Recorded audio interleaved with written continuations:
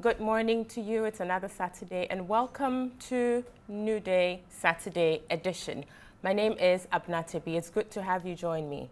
So we're coming to you live from the studios of TV3 here in Accra. We are also live on 3FM 92.7 and are streaming live on the World Wide Web at tv3network.com. As usual, we'll be coming to you between now and 10 a.m. when we draw the curtains on the show. But before then, we would have done some justice, real justice to some issues lined up for discussion. So what are the issues for discussion this morning? First up, we'll be looking at the debate around the Supreme Court judgment in the Abu Ramadan case. You remember that it's been about 3 weeks ago, the judgment dated 5th May 2016 was given. And the debate that it brought in its wake is still raging on. Now this week, specifically on Thursday, Justice Jones Doche, one of the seven justices who sat on the case, commented on the judgment. Justice Doche is reported as saying, quote, "We, that is the Supreme Court, said the use of the NHIS cards is therefore unconstitutional, and it," referring to the EC here, "should take the opportunity to clean the register of those undesirable persons." Now, Justice Doche continued that we also do not want to disenfranchise anybody. So the Supreme Court went on to say that anybody who will be affected by that exercise should be given the opportunity to register according to the law and the Constitution, period, unquote. Justice Doche also added that the Supreme Court was clear and persons struggling to understand the ruling should, quote, come back to the court. Now, what would bring closure to this unending matter? Folks, remember that we have just about 5 or 6 months to go to the polls. We cannot be dilly-dallying about this all-important issue. Now, the question is, should the plaintiffs go back to court to seek clarification, or what are the options available? My guest here would be bringing their perspectives to this matter, and we'll be delving into all the angles related to this issue. Now, we'll also be looking at the issue about the IGP, where he's saying that there's likely to be a total shutdown of social media on election day. Yes, that's what he said. Well, this is what the IGP is considering. At an encounter with the media in the week, the IGP said the Ghana Police Service is considering a clampdown of social media on election day, basically to inhibit the negative use of social media to ultimately maintain peace and order. Now, this proposal is obviously coming against a background of some experience in some African countries, specifically the Republic of Congo and Uganda. We remember that earlier on in the year, Uganda in February blocked access to social media during its elections. And later on in the Republic of Congo, something similar happened. Now, the president of the president of Uganda, Yoweri Museveni, is actually on record to have defended the shutdown and is quoted as saying, it was a security measure to avert lies intended to incite violence and illegal declaration of election results. Now, the question is, do we emulate basically or simply for the sake of emulation? Shouldn't we consider country context before we take on these decisions? We'll be looking at all the angles related to this matter as well, looking at the various rights, national security interest concerns, individual rights, rights to freedom of expression, rights to information, among others. Again, my panelists will be bringing their reasoned perspectives to this matter. And then lastly, we'll go to the ECG, high electricity tariffs, malfunctioning meters, and billing software is what we'll be looking at. The Ghanaians in recent times have had to contend, in addition to high tariffs, we've had to contend with the issue of a faulty software for billing by the ECG. And this has led to the PURC actually making or giving a directive that the ECG should cease the operation of this billing software. What are the issues around this matter?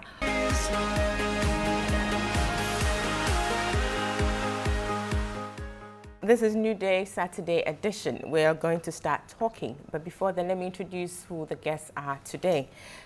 From my immediate left is Mr. Kojo Insafwa Poku, an energy expert. Next to him, On my right is, on my left is Mr. Ayikwe Otu, former Attorney General and a member of the New Patriotic Party, NPP. On my right is lawyer Yao Opong. As it goes, yes, he's a lawyer and a lecturer at the Central University. Next to him is Mr. Chumesi Apia. He is a former NDC MP for Sini constituency. You're welcome, gentlemen. Thank you. How are you? Very well. I hope you all are. Great. So as outlined, we have 3 issues, very important issues to be looking at this morning. We'll start with the Supreme Court judgment where Justice Doche made some comments this week, specifically on Thursday. Now I'll start with you, Mr. Ayikwe Otu. Your take on this matter. This matter has been raging on since the judgment 5th May 2016, about 3 weeks into the period, and we still have the matter going on. Your take on this? Well, thank you. First of all, let me say that I do not want to put blame on journalists, but if you decide to go and ask somebody's opinion on a matter and a person expresses their opinion, I think it's only fair that you leave it at that, instead of calling people, making it look like a factional matter. MPP lawyers, NDC lawyers, everybody is saying things, people trying to, if you like, attack his credibility and all that. I have not been happy with that, and I refuse to comment. Anybody who called me, I said, no, the man had gone to do a program. He was on his way out. You accosted him and said, there's this problem. Can you please explain to us? Then he explains.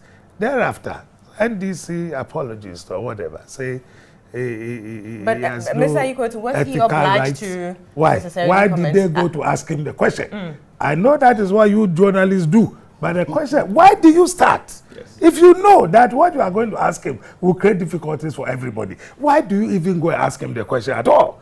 And thereafter, you now turn around to say that he should not have commented, he cannot sit on it. Who says anybody cannot comment on a judgment? Everybody can comment on a judgment. It is the way you comment which matters. If you go and say that the Chief Justice is a liar, for an opinion he has expressed in a judgment, that is scandalizing the court, and that you may have difficulties with.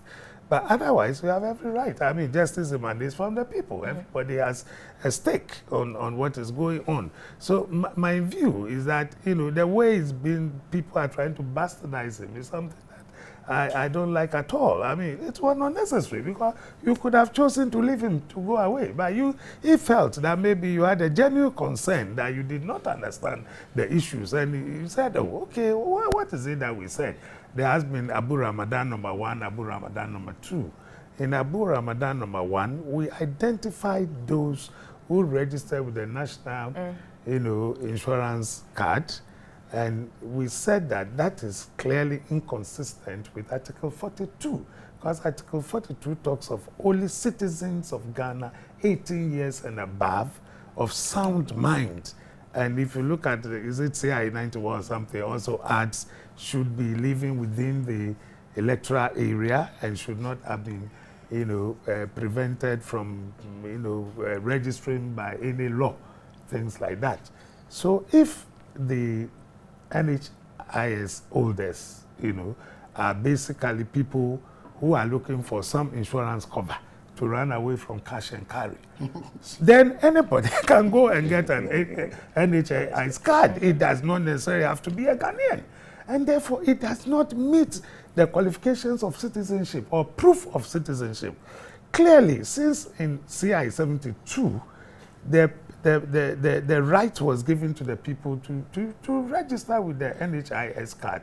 Would you say that what they did was wrong? To me, if I had option, use national ID card, use a driver's license, use a passport, a card showing that you are previously registered, or an NHIS card. Therefore, I decide that, look, this is an option. So I leave all the rest and go and register with that one. Later on, you say that it is inconsistent with Article 42. Fine. Should I be necessarily be disenfranchised because of that? Says no. Give them the opportunity again. If they have ways and means of proving that they are Ghanaians, so they can now be re-registered. How can this lead to confusion? At the end of the day, Article 22 says that after giving declarations, the Supreme Court can now give directives so as to ensure an implementation of whatever they have declared. So a clear direction is given. Delete or clean up names of those who are on the register, but whose position does not appear to be consistent with the Constitution. So it is true that NHIS holders was never mentioned. But go back to the first judgment. It has said that these things are unconstitutional. So what is the second one telling you? If it says make sure that everybody there should be consistent with the Constitution, it's telling you that these people should be. Now, ask yourself, how can a dead person be given an opportunity to re-register? Or a minor who has committed an offense should be given the opportunity to re-register or what? You know, so it can only, the most logical inference is only the holders of NHIS. You know, so the fact that that word was not used, the magical words that delete those who register with NHIS cards, you know, ID cards, does not mean that the Supreme Court has not given you a directive. When the word delete or clean is used, this is a direct order to you. Are you saying what? What is the confusion? I don't understand it. I said it earlier, that I have followed the media discussion. Anytime there is a Supreme Court judgment or a judgment having to do with the EC, the first group to talk about it are the NDC apologists. Why? Have they become the spokespersons for the EC? The EC is made up, I hear out of 7, about 4 of them are lawyers. Why don't you give them the opportunity to go back and think about it and come out with a decision? But the first groups the thing has no retrospective effect. And nobody has said you should go and remove this. They keep on saying these things. I don't know how it gets into the minds of the EC. Somewhere along the line, the EC will begin to toe the same line that the NDC lawyers or people start talking about. I don't know. Allow the EC to take a decision. Let the EC people think of what has happened and let them take a decision one way or the other, whether they are going to delete or not to delete or obey the instructions of the Supreme Court instead of NDC people deciding to talk for them. And at the end of the, in fact, I have said that if indeed at the IPAC meeting they did say that they are not going to delete any names, then they are in contempt of court because there's a direct order to you. Great. I mean, that's my take I'll on come it. to you, lawyer, Mr. Pong. So deletion, I think what the EC is struggling with is how to.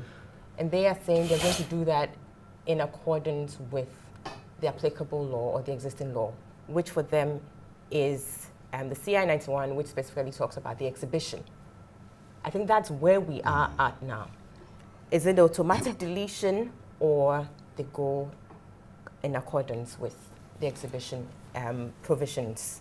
Well, thank you very much. And I will also start by making reference to the Justice Doche issue. And if you may permit me, I will just make a quick reference to a quotation which I've repeated over time in the case of Republic versus Osei Mensah Bonsu, where Judge Sadade said that it is often remembered that judges, seen by many as very strong, are in fact the weakest members in the society.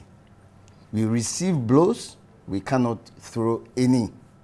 A factor to be taken into account when a member of the public is inclined to criticize us. They also say that we say all we can in the newspapers and on radio, in the media, but they have no opportunity to respond. And so I was surprised that not only was he criticized, but his person and his profession, professional capabilities and so on were even questioned. Well, the good thing is that some right-thinking members of society I've also disagreed with those who were vehement in their criticism of him and even the use of intemperate language. But in that same case, the Sadadi said that at times some of us feel that our judgments are not criticized enough, especially by the legal profession. I expect, however, that the language of criticism will be tempered and measured. It is not often remembered that, and then they go on. So with that, we come to that judgment. And when you look at the first Abu Ramadan case, and that's where I will get to the last bit of your question, the issue of the procedure or the process of cleaning was raised in that case. And the Supreme Court, speaking through the Chief Justice, had very strong words for the EC. And this is what the court said. Now, from a fair reading of the entire legislation, that is CI 72, in which persons were allowed to use the NHIS card to register, one may want to question the wisdom and propriety of handling this important national constitutional exercise, namely the rather taxing and expensive process of registration without regard to legality and in a slip-up manner, on the assumption that the challenge mechanism will correct any errors or flaws. To advocate that the only data needed, then it goes on to say, it is for the ultimate purpose of achieving a more credible and reliable register that avenues are subsequently created for cleaning the provisional registers, as the expression has become known to our jurisdiction. But provisional register, no, then it goes on, an unhealthy reliance on the challenge and complaints tier is bound to generate chaos, confusion, and anarchy at registration and polling centers. It will indeed be palpably wrong to view the registration process as a license for either throwing overboard the constitutional restrictions or handling the registration process itself haphazardly. Then it says, the interpretation urged on us by the second defendant counsel and his underlying philosophy is negative. It does not promote excellence in work ethic, and the same ought to be rejected. It dignifies mediocrity, which certainly is not a value that in this court should endorse or promote.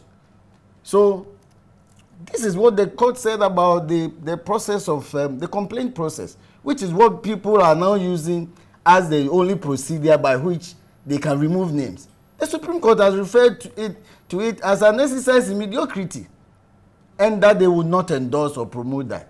What they said, even in the second Abu Ramadan case, as Senior Ikwe has rightly put it, just remove these names. But I interpret that this way, other people also don't agree, that first of all, publish these names,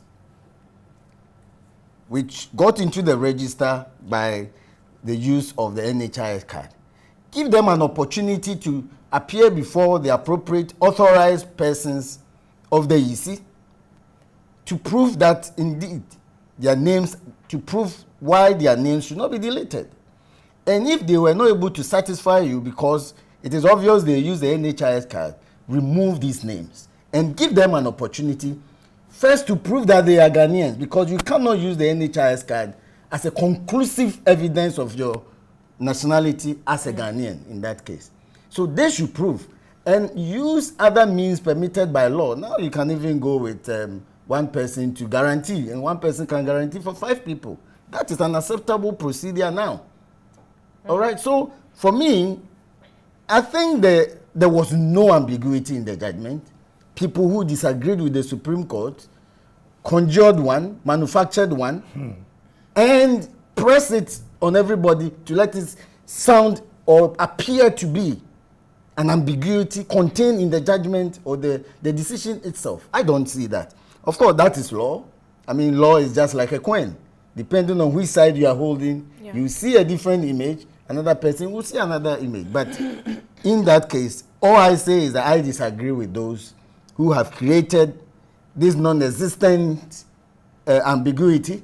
And because a judge, what did he say? He just said that, well, Did you not hear us clearly? This is what we said. Then people turn around, now even issues about ethics. When their ethical rules say that a judge can make public comment on judgments and other matters in the public domain. And people are saying a judge cannot comment on a case he had heard before.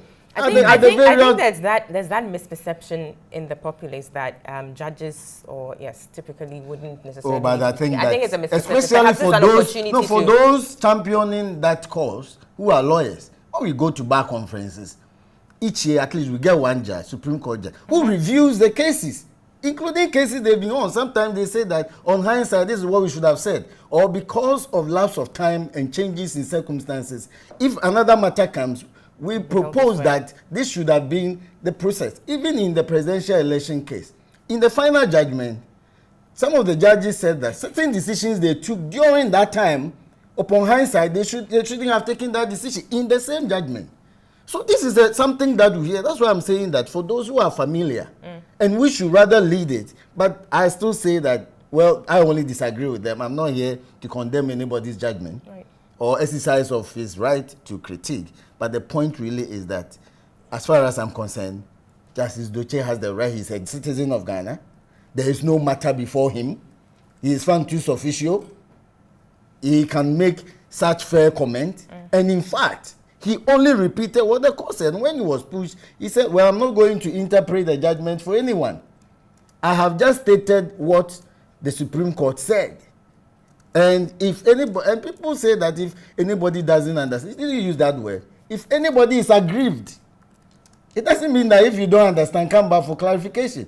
If you are aggrieved or dissatisfied, there is a known process, maybe by review or any other allowable process, to go back there, and there you are going to justify why you have not complied with it. And as has been rightly said, the procedure of non-compliance with a Supreme Court order pursuant to a constitutional matter that has been determined is very clear. If you're a president, it's a ground for impeachment. Vice President, a ground for impeachment. If you are one of us or myself, ordinary, then that one, 10 years imprisonment with other sanctions, including not holding public office for a number of years. So these are very serious matters. And just to complete, the courts have consistently held, even in that further case, it is not for lawyers or the litigants to decide which decision of the court they should comply with. Otherwise, there will be chaos. Even if there's a court makes an order which on the face of it is wrong, comply with it. Or go and have it set aside on appeal or even by the same court. But you cannot decide that I don't agree with the court, I don't understand it, so I will not comply with it. That is not for you. You are likely to face the appropriate sanctions from that court. Very well. I'll come to you, Mr. Nsafwa. Clearly speaking, picking up from where Mr. Opon left off, the various options or alternatives or approaches to expunging the names. There's right now I'm seeing two schools of thought, if you like, or two approaches. There's the initial deletion and then giving the affected persons the opportunity to re-register. Or, as Mr. Opon is saying, publish, invite them to come, show why their name should not be deleted. So clearly, we are in a fix as to how to go about it. Which options to go with? You see, look. That's a decision that needs to be made. Ghanaians are God-fearing. So let me use a biblical explanation. Okay? There are only two people on this earth that we call my Lord. Supreme Court and court justices and the Lord who created this earth. They are called my Lord. In the olden days, when God from the Old Testament found out that there were chaos, he directly communicated to the people. You will know when Mount Sinai and all those things that you read in the Old Testament. Justice Doche coming out to say this, when I listened to it, I was so happy, and may God bless him. Reason being that he's brought clarity to the matter. Every person, you see, lawyers, unfortunately, we have two senior lawyers with us. They like confusing us, the citizenry. No, you see, lawyers, okay, so we have three lawyers. You know, the lawyers with their terminology and how they, because there is always two sides to a story. Of course. Because some people say there's the facts as well. Well, but then you see, the little research I have done is that justices before they give a Supreme Court, before they give a judgment, go to what they call a conference. Yes. And in that conference, they sit and everybody now argues their case among themselves. Now they vote. And when they vote, there's majority now writes their ruling, and the dissenting party also write their ruling. In this case, I'm told it's unanimous. Yes, it was. So unanimous means that Dr. Jote was in that room when it was discussed. The view of every justice in that room is that the NHIS card is unconstitutional. That's right. It should be removed from our electoral register. It means that if nobody went back to the Supreme Court, an election was held, that election, any vote that was cast by somebody with that registration is illegal. Yeah. We live in a country where a presidency was decided on 26,000 votes. Okay? Let's assume that we can delete 32,000 from the register. And an election, a president is elected on 26,000 votes. What now happens? So the man has saved us. He saved us lawyers filing writs. He saved us Armageddon. He saved us 6 months of watching Supreme Court hearing. He has saved us a lot. He has come and said that, look, unanimously, this is what the Supreme Court is saying. And we, who are not lawyers, understand what the man said clearly. So EC should not come and confuse us. As of today, anybody who sits on any platform to talk otherwise from what the Supreme Court has said, start off by saying, I am doing propaganda. Okay? Then Ghanaians will understand that you don't believe in what discerning Ghanaians believe. You just want to do propaganda. Because my sister, there is no ambiguity, like my brother said. The answer to your question is this. How do we now delete it? They are saying that delete. Okay? Give the people you have deleted an opportunity to re-register. If EC so is that an automatic deletion? Yes. It's automatic because basically it is, you see, Supreme Court rules, it becomes law. Yeah. If I'm on death row and Supreme Court says don't kill that person, nobody can kill me. If Supreme Court said kill Kojopoku, I'm dead. It's final. So why are we now debating my Lord? Exactly. My Lord said that delete. So the issue of publish, let them come and justify. Look, delete it. What it means is that if you have deleted, okay, what EC should do, and I'm sure, you see, the funny thing is that the Miss Charlotte say I know, it's not the one who is in power. You see, I'll say this. Sometimes it's said that to really know somebody, give the person power or give the person worth. Because the woman I know is not the woman who is EC chairman. She's somebody who, she's a lawyer. Yeah. She listens and she's God-fearing. I know that for a fact because I know her very well. But her behavior and the posture of the EC, like Honorable I don't know why ruling government is always on the side of EC. Why? The issue at stake is that delete it, find modalities, two things, find modalities in deleting, find modalities in making sure the people disenfranchised are re-registered. Exactly. So that's why I was saying there are two schools. I mean, clearly, listening to discussion so far, there's this thing about the outright deletion and then allowing them to re-register. Yes. Or, like, no, that's not all. That is... No. You're talking about the modalities. I have said that. You're talking about the modalities. Okay. Because, I mean, if it wasn't for the modalities, then we'll go ahead and say we shouldn't have had this. No. It's when you say the or, then you are now contradicting what the Supreme Court has said. Supreme Court said delete. So why are we here? Nobody has spoken. It said go and delete. It is the NDC people who started. Yes, there's a deletion.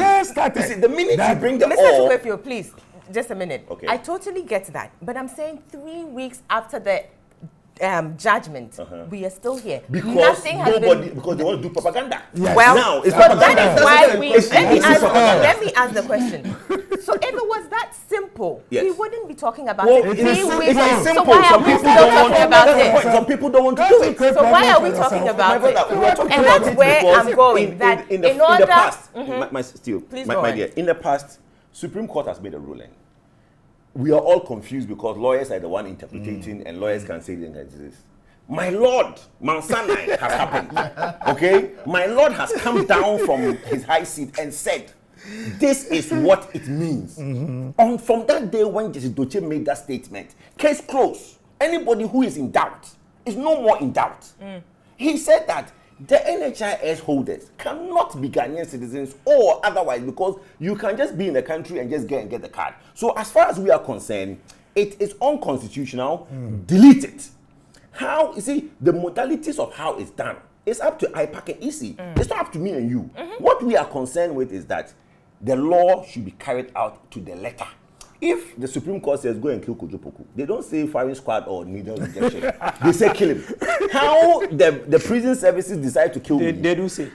Well, it's a different. But one point is that if they don't say and they say kill him, clear to how the state kills people. Exactly. So exactly. So the point is that the issue of deleting and the modalities of how to get those people disenfranchised back should be a matter of urgency with EC, not the ambiguity in whether it should be deleted or not. Deletion there, somebody should go highlight and delete. That and Simple. Okay. Mr. No, madam, you see the issue I want to raise. Okay, I'll be coming to you. Haven't you heard the view after IPAC meeting that EC is saying that nobody has asked us to delete anybody who registered with NHI? Yes. That is the issue. There's no any modality. They said the government has to do that, so they won't do it. Very well. That is what it means to show disrespect and create confusion for yourself. They say go and delete. EC has not said so. Now we are talking about modalities here. Mr. Chumesiapia, so Justice Doche's statement, does it clarify issues? I want to agree with Mr. Ayukwe Otu that we have a constitution here and give all of us the right to speech and that of expression, even though I in principle disagree with that of speech. But be it as it may, that's what the constitution grants all of us. And I do not think that any group of persons or judges are exempt from that particular exercising their right under our constitutional provision, nor any group from the NDC perceived to be, what does he call them, apologists or non-apologists, or whether they are speaking from Mount Zion or Mount Sinai. Because the fact of the matter is that even quoting the Bible, you must understand that it was Mount Zion and Mount Sinai. I don't know which of them you refer to as propagandists. In your whether those ones who are speaking on Mount Zion or all instances the Lord spoke. Say again? My Lord spoke on both. Yeah, but he spoke on different instances. So which of them were, because the one was against the other. One was against the other. One was deliverance, one was about chaos and anarchy. So which of them were propagandists? So just the same way the judges and everybody has his right to express himself and to speech. I think whether you are NDC propagandist or NDC full soldier or what, you also have the right to speak. Now the question here is the Justice Doche right? Maybe under the law, as we are being bombarded with several other laws here, he may be right. And then also because he was on the bench when some of these decisions were taken, so he may be the best person to come and tell us what exactly the decision was taken. But as whether I agree with him or not becomes another issue. And I think that I disagree with him. If I'm listening to the quotation that was expressly made by my friend at my left side here, I think I have had the opportunity and the privilege of being in Parliament for about 12 years. That 12 years, I've seen the passage of several of these CIs, pass in Parliament, including the infamous rule power and other things. I was in Parliament when most of these laws were passed. What do you mean by infamous? And Mr. Ayukwe, when we were talking, I was quiet. When you were talking, I was quiet. That is why I was quiet. I moved it. Yeah, and I will tell you something. We'll come to other subjects that I will also refer to you moving them. Hold on. We'll come to other subjects. We have a total list, and I will refer you to most of the things that you have moved. And I hope that when you get there, you acknowledge that means that you moved them. And also accept responsibility and those act too. Okay. So I disagree with him. If I listen to him very carefully when he quoted an aspect about the ruling, they talk about the fact that some of these rulings are to avoid chaos, anarchy, and blah, blah, blah, blah. And my question is, to what extent, you understand? And you were talking about the fact that, they say you should delete. When Mr. Ayukwe was speaking just about 5 minutes ago, one of the points that he made that I listened to me quite clearly was that magical, what did you use? That magical word or sentence delete was missing. No, he said it's there. NHIS. It's missing. It's missing. But the word delete is clear. Fantastic. So what extent would that deletion go to have this registration of minors, or if you like, so-called aliens from wherever they come this from? Is in respect of the NHIS. Say again? Card holders. Yes, that's the point I'm making. Yes. To what extent will it go to her? Because the very same person, and then he ended up by saying that they should be given an opportunity to register under the law. Under what law? What does that law say? And I'm surprised my good friend here tells me. He said the Constitution and any other applicable law. People usually avoid mentioning the Constitution and only mention the CI. When you were speaking, I did not. No, I did not. Yeah, I didn't direct to you. It's okay. I didn't direct any question to you. Under what law? What does the law say? And then we're also being told that they didn't give the judge for us to come and ask what it means. Then why are you giving the judgment? Me, for the layman walking on the street, but I don't understand what it means. Then how do I even adhere to that particular law? And I don't think laws are meant but for that. But that order was directed at the EC. Say again? It's the EC. Yes. It was directed at the EC. I started my statement by saying that you have the right to comment on every issue, freedom of speech. And just as you have the right to, your right to comment on those issues or to make that expression ends where my right begins. And I also have the right to make certain comments. So for anybody to say that, look, I am making that comment because I am apologist or I am propagandist or whatever, that's the point I'm making. That's the point I'm explaining. That I am making, say I disagree with him based on all these matters. That I think that the point of the one of contention was that people minors registered. That's what resurrected all this issue, and hence people going for this the abolition of this national health insurance and what have you. And then, so if you are telling me today that well, I register with national health insurance, you will give me another opportunity to go and register. What is the guarantee that I will not take my uncle and go back with the same thing and say that, look, my uncle will vouch for me, I'm ready to register again. So for me, I'm coming. So for me, I think it's a total and complete waste of time, energy, and our resources. And I think that it will even breed chaos and the anarchy that they intend to avoid. Because why? If the Electoral Commission today gets up and say that, look, yes, we'll be asked to do this. We think in doing so, we will not have my time to do so before the November, whatever it is. And that we are serving notice that election will postpone for 1 year. What do you think will happen in this country? I am coming. Especially so when you have a party which is referring or whatever it says all die be die. Vote for me, let me become president. When I don't become president, die for me. Do you understand? What do you think will happen? Because if you read the ruling, just a minute, please. Hold on. I don't know what that's exactly the meaning of all that. Vote for me, become president. And if I don't become president, die for me. You understand? You are dying for me. When you have a party like this, in giving such rulings, you should be careful. And you talk about, I'm coming. You talk about, madam, when you were speaking, you didn't interrupt them. But I want to ask you a question. May I lose my line. And you talk about Mount Sinai. I don't think you are here telling us that the Lord made a mistake. Supreme Court judges somewhere along the line have always made mistakes in some jurisdictions. I'll give you a specific example of the Mary Surratt versus the conspiracy case against Mary Surratt, the assassination of Abraham Lincoln. Why? The woman was condemned and sentenced to death. She was killed only for them to come out and say that her trial was illegal. Mr. Respectfully, at this point, I have to come in because you're making certain statements. This is an order by the Supreme Court, and it's not here. He said, "My Lord has spoken," and I'm saying and I'm giving him example that I'm giving an example as to how we think that some judges may go wrong, even though they've given a ruling. And I'm giving a specific example that judges have given ruling. People have been sentenced, they have been executed. Disrespect. We are not disrespecting. I'm making the point. I am making the point. Nobody is disrespecting this. So I am saying that reading from their own judgment, saying what my colleague here has said, that it is to forestall this future occurrences of people, what do you call it? Is to eliminate chaos, anarchy, and what have you. And I'm saying to what extent are these things? Because if you talk about national health insurance, for instance, like I said earlier, you've deleted the names. Fine. You only delete today. Tomorrow I reappear there. You say that's fine. But that being fine for me, I don't think it is fine because this nation needs resources to do so many other things. We need time for so many other things. So the Electoral Commission comes and say that we are extending the elections for 1 year. You may agree. You say it is fine. I sitting here may not agree. Because I will say it's not fine with me. Why 1 year? You understand? Okay. Why 1 year? Very well. Now, Mr. Yes, react to him. He's saying that it's an exercise in futility and all of that. But when they were speaking, I didn't want to react to anything. So if you may allow me to finish. I have not finished. Okay. Please go ahead, Mr. Chumisi Appiah.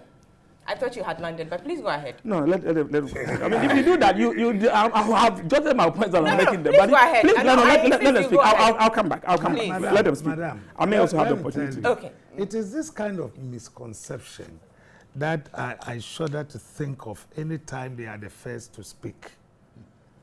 What we are looking at is Article 42 of the Constitution, only citizens of Ghana, 18 years and above and of sound mind can register. How do you prove that you are a citizen and you go and take an NHIS card and you are being told that that is not sufficient? So what you have done is contrary to or inconsistent with Article 42. And therefore, they tell you, go and delete. He's telling me it's a waste of time.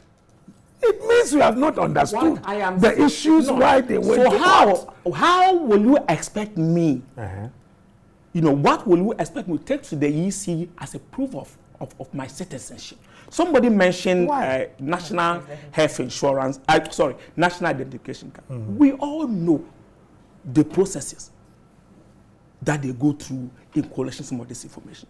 We also know that even at the time that we were talking about this species matter at the Supreme Court, at that time, there were problems with national identification cards. Indeed, there were speculations that they were not being funded because some group of persons or some people were against the operations in the first place. And at the time, I remember very well in Parliament when we summoned them to come and give some kind of updates on this thing. At that, as far back as 2012, they had already said they had already captured about 42% of the population. So assuming that this is what we are going to use to register, we have all agreed on national identification card. Are we not going to disenfranchise the remaining 58% of our people? That is the question. Now, and even what makes you think just by me holding national identification card makes me a Ghanaian? I'm coming. Then we spoke about passport. Not long ago, during the same period, somebody was arrested in London, I think, that's on suspicion of act of terrorism, who was holding a Ghanaian passport. Quickly, we went and we're saying that, oh, let's investigate. We came back to come and say he was not a Ghanaian. You understand? What if such a person had come with a passport that I'm a Ghanaian, I'm registering to vote, probably under the ROPAL or even has traveled to Ghana to come out? Will we have said that he's not a Ghanaian? So if you take it from every angle, that's what I think I supported IPAD when they said that. The other registering the Ghanaian under Article 42 of the Constitution or all the other CIs that we have, you know, as being true Ghanaian and of age or people who are qualified would depend by and large on ourselves, our own, you know, ability to be like you said, to God-fearing, tell the truth, and ensure that the right people register. That will depend on ourselves. But to rely on some of these laws that, okay, we are going to delete all national health insurance card holders from it, only for them to go back. We spend, let's say, 1 month, pay staff to go and do it. They delete them, you know, only for us to go back and then find the same names, because I come with my uncle, even my name was deleted, say them. I mean, what do we gain? From wasting our time, our resources, and energy. But that's what I'm talking about. What if this Ghanaian, like I'm saying, now somebody comes with national identification card. And I know, I mean, I was in Parliament, I saw people who were registering in the foyer of Parliament who have even challenged that they were not Ghanaians. And yet they are holding national identification card. They come and say, I know MPs who say, oh, use my house address. Okay. They just came to visit member of Parliament. The MP that probably doesn't even know them. Oh, I want to register, I've got an opportunity, use my house address. If this person is going to vote and I say he's not a Ghanaian, what do you think will happen there? So the point I'm making is that it behold on all of us to say that, look, if I know Mr. B not to be a Ghanaian, ask whether he's holding national health insurance card, Ghanaian passport, whatever it is, will ensure that he doesn't register, let alone give the opportunity to vote. That for us, for me, I think that's what the IPAD decision was. And I support that. Now, the decision that the justices have taken. You spoke at length. And I didn't interrupt you to ask you whether we are going to go. No, I didn't finish. He said I wanted to make a point. So now yes, I'll be landing now. Yes, so right. I believe that most of this, the ruling that they gave, does not solve the problem of minors voting, does not solve the problem of non-indigenous, or what do you call them, non-citizens voting. It doesn't solve any of the underlying problems that necessitate. So they should be disobeyed. Okay. I'm not saying. Yes. Can I ask two simple questions? Do we live in a perfect world? No, we don't. Does the rule of law cure all problems? No, it doesn't. Me and you, there are a lot of things in this country we do not agree with. But guess what? We wake up every morning and obey them. You see, society is such that it's an imperfect world that we live in. The fact I agree that your right to exercise an opinion is that you disagree. We all appreciate that. But please, let's not channel that disagreement to the fact that it's a waste of time. You are getting. No one is telling the EC to implement the decision. No. But you are saying that the decision. No. Yes, we agree that. I am saying that for me, it's a waste of time and resources. Period. I haven't ordered the EC but you agree to implement it. But you agree with the judgment. Wait a minute, Mr. Chimeziapia. Agree with the judgment. Yes, I don't. Thank you. And I have the right to disagree with that. Yes, Fine. as simple as that. We appreciate that. You Calm down. disobey it. I have not disobeyed it. No, please should calm they down. disobey it? I haven't said they should disobey it. Okay, but you said that the iPad decision. I agree with it. No, Mr. I agree. Chimeziapia. Sorry. Please, you've landed. Let them react. He's asking me a question. Please. No, I honestly feel Right. that when the Supreme Court makes a ruling, there are so many rulings that are made by the Supreme Court that other parties are aggrieved and not happy. But guess what? It is implemented to the letter. It becomes law. That's all. You understand? It's simple and period, like the judges said. So yes, we agree, you disagree. But to say that you agree, see, IPAC is an extension of EC. I should not say I agree with IPAC. No, I I'm shouldn't saying say that, that. but IPAC is an extension go of on. So I shouldn't You see, say if I agree with them. comes No, outside- no, no, Mr. we're not Chimeziapia, saying I you. won't, please. We're not It's saying getting you. too much. Sir, Please I'm not saying relax you. and then allow him to I'm finish. saying that IPAC is an extension of EC. Okay? So if IPAC says that they do not agree or they will not implement, then it means that they are challenging the position of the EC, which is against the law of the land. You see, we don't live in a perfect world. So all the things you've said is true. Somebody might go off with the NHIS card and come in by an uncle vouching for him. Yes, it's an imperfect world. We accept that. But please, let's do what the law says we should do. Implement it and let's move on. Please, we need to take a break here, but before that, I'll read some messages that are coming in. We need to bring the audience in as well. Yes, we'll come back to continue. Abna, if anybody will cause confusion this election year, it is these Supreme Court justices. Since they are good in giving orders, they must be equally good in providing the technology to clean the register. It is 6 months to the elections. This is Kweku from La Paz. Abna, I know a man who used the NHIS card. Is the EC going to call him to bring another ID card to register? It's sad listening to the panelists. Opoku, where has the EC confused us and how you allowed him to personalize the EC chair? It's pathetic. This is comments from Kofi in Tema. For Christ's sake and peace, let the IPAC go to the Supreme Court for further explanation and possibly straighting. I'm not getting this. Silas Owusu Secher from Kumasi says, really? So we don't understand delete, or are we exercising naivety or hypocrisy? Sometimes I wish we are still beneath the white folks. Good morning. Abna, good morning. The question I want to ask is, if you have a wrong number on your phone, how do you delete it? So if EC doesn't know how to delete those names, then she is not qualified to be there as EC chair. She should better resign. This is Ibrahim from Kumasi. Kofi and Tema is saying, what has Charlotte Osei done to people to always attack her? Always sad to listen to Mr. Opoku. Something, well. This is NewDay Saturday Edition coming to you from studios of TV3 in Accra. We're also live on 3FM 92.7 and streaming live on the internet at www.tv3network.com. We'll be carrying on with the conversation around the Supreme Court judgment in the Abu Ramadan case. But before then, Mr. Kojo Poku, you wanted to Yes, I wanted to clarify, there was a couple of the comments that came and said I attacked Mrs. Charlotte Osei. I did not. All I said was that the Mrs. Charlotte Osei I know is God-fearing and listens, and she's a lawyer. So the posture that is taken by the EC, which she chairs, is a bit confusing to me because sometimes you only know somebody when she's in a position of power. And the posture of the EC, to me, I think she will do the right thing. Very that well. is what I think, said. yes, exactly. Sure. So but carrying on, Mr. Chimeziapia raised a number of issues that suggesting basically that the judgment, yes, the court has made the judgment, but that there are certain disagreements, bordering on the fact that so there are disagreements, so how do we implement it, or do we even implement it? I mean, those are comments I would want Mr. Opon and Mr. Aiko to touch on, because these are legal issues he's raising, and I would really want you to address those issues. As I said earlier on, I mean, the Why court should it be only two of them to? No, because I'm addressing it to them based on their capacity. It's arising from what you said. It's arising from what you said. I'm not a lawyer, but I made laws. It's arising from what you said. Mr. Opon, please go ahead. Yes. As I said earlier on, the court has insisted time and time again that if you think that a Supreme Court judgment or a court judgment is even erroneous, it cannot be implemented.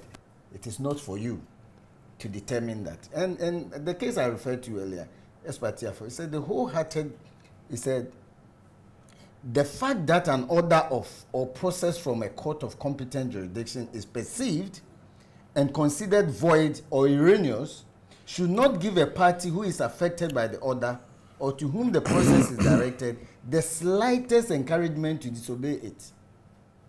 And when cited for contempt, only to turn around to justify the said disobedience by the fact that the order ought not to have been made or the process issued in the first place. The proper thing to do is to either obey or sue for a declaration to that effect or apply to have it set aside. And therefore, it says that it is not for lawyers, the litigants, to determine which court orders they should obey. And as a matter of public policy, it is important that the authority of the court and the sanctity of its process and orders be maintained at all times. And it is too dangerous to give to a litigant and his counsel the right to decide which orders of the court they should obey. So it is very clear. If this order was not directed to the so-called ordinary Ghanaian, whom we hide and perceive as if somebody who has no idea of what is right, these laws were made by the ordinary Ghanaian. Justice emanates from the people, as Senior said. But it's only exercised by a few people appointed by these same ordinary Ghanaians. When Parliament makes laws, those laws were made in the name of the so-called ordinary Ghanaian. That's why ignorance of the law is not an excuse. So let's not perceive the so-called ordinary Ghanaian as somebody who is not discerning, doesn't have the slightest idea of what is right and wrong, what is legal, what is lawful, and what is not unlawful, what is constitutional, and what is not constitutional. I think we have demeaned the so-called ordinary Ghanaian for too long. The Supreme Court has made a clear order. Even if there were parts of the judgment that people, just for their convenience, conjured some incongruity or confusion, the orders, they were very clear enough. And in law, when they were going to maybe lift the orders for what we call entry of judgment, it is the orders you are going to put down as directed. So what is confusing? What is irregular about these orders? Comply with it. It's as the question I asked, what injury will be caused the EC if they comply with just this order and give the opportunity to these people who are affected or who will be affected to prove their eligibility and register again? As it stands now, there is two Supreme Court decisions concurring that the register as it is now is not reasonably accurate and credible. Are you going to hold the election based on this? And indeed, it is not for even the person who found his name or managed to have his name there, and that's inconsistent with the law. It is for the EC, even before this case went to court. That duty is imposed on them by the Constitution. It is not for even me, who goes to steal and goes to the court and say, or to the Attorney General or the police and say, I have stolen, so please process me for court. Nobody does that. And that is why there are rules and regulations. That is why we appoint people, give them public money, taxes, to maintain themselves so that they should check the illegalities of people. He mentioned that, oh, what is the guarantee that people will do the right thing? If you know you are not a Ghanaian, you go and see somebody's uncle or so to guarantee for you have committed an offense. If those people he said he saw at the forecourt of Parliament and whom he could have challenged because they were not Ghanaians, you have a duty as a citizen of Ghana. When you see or even have a reasonable suspicion that a person is committing or about to commit an offense, report the matter to the police. It is your duty. And not to do that itself is an offense.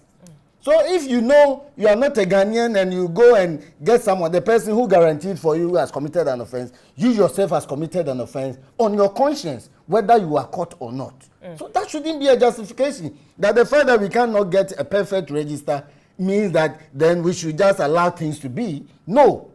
The order is clear. Either you comply with it, and I think that all citizens of Ghana are interested, and we should ensure that these particular orders or these orders are complied with to the letter. Very well. Mr. Aikwotu, on this issue moving forward, the EC, what to do? Please, I'll come to you next, Mr. Mr. to respond, yes. Well, you see, I believe that when judgments are given, it's only fair that you try to understand the judgment before you implement it. Now, those who comment, that is my fear, is that sometimes they don't even bother to understand what is there. And they just mix up the issues. These issues were very, very clear. We have not gone to talk about other modes of proving your Ghanaianness, if you like. The only one which came out was the use of NHIS. All the issues that is raising are diversionary. Whether anybody who produces a national ID card can say that is really a Ghanaian is another matter. If you want to challenge that, you can do that. But an issue went to court, the court has decided on that issue and given clear directions. How do you say you disagree also, and therefore you don't want to implement it? As we said off air, when the Supreme Court in America decided that there shall be same-sex marriages, a lady refused to grant a license for the marriage to be consummated, the person was jailed. All it means is that you show a disrespect to the court, you are likely to be jailed. So they should stop this thing of disagreeing and whatever. If the directions are clear, follow the directions. I have said that I will not have a problem if EC is saying, oh, we have ways of deleting and we are going to follow those processes for the deletion, fine. But to come and tell me Supreme Court has not ordered me to delete, that one day I cannot understand it. I mean, why? When the words were clearly used, delete or, to use your usual parlance, clean. And you still say you don't understand. What is there not to understand about it? And therefore, please, let those NDC apologies leave the EC alone. They should allow the ECs to think and come to terms with issues that they are confronted with. They are not an extension of the EC. It's only unfortunate that EC itself, in their own, internal arrangements, now they are telling, we don't even know who speaks for them anymore. There used to be somebody who was always on there speaking for them, Owusu Pari. Now they say it's something, director of administration. So who is to speak for them? I don't know whether by extension or by inference, NDC has decided to fill that vacancy by now becoming spokespersons. You see? So please, there is no issue. The directions were clear. They just should go follow it and let's have our peace. That's all. I don't think if there were not to be issue, you'll be sitting here talking. And for God's sake, you don't also represent or do speak for the Supreme Court. The Supreme Court, you just gave us a typical example in the United States where somebody refused to issue license and the person was jailed. The Supreme Court can speak for themselves. They can take action for themselves and by themselves. So don't also speak for the Supreme Court. Don't tell Ghanaians that Supreme Court has issued an order and that we should comply. So let the Supreme Court say so. So go file them. If you have to file them, go file them. Otherwise, let the Supreme Court act for themselves.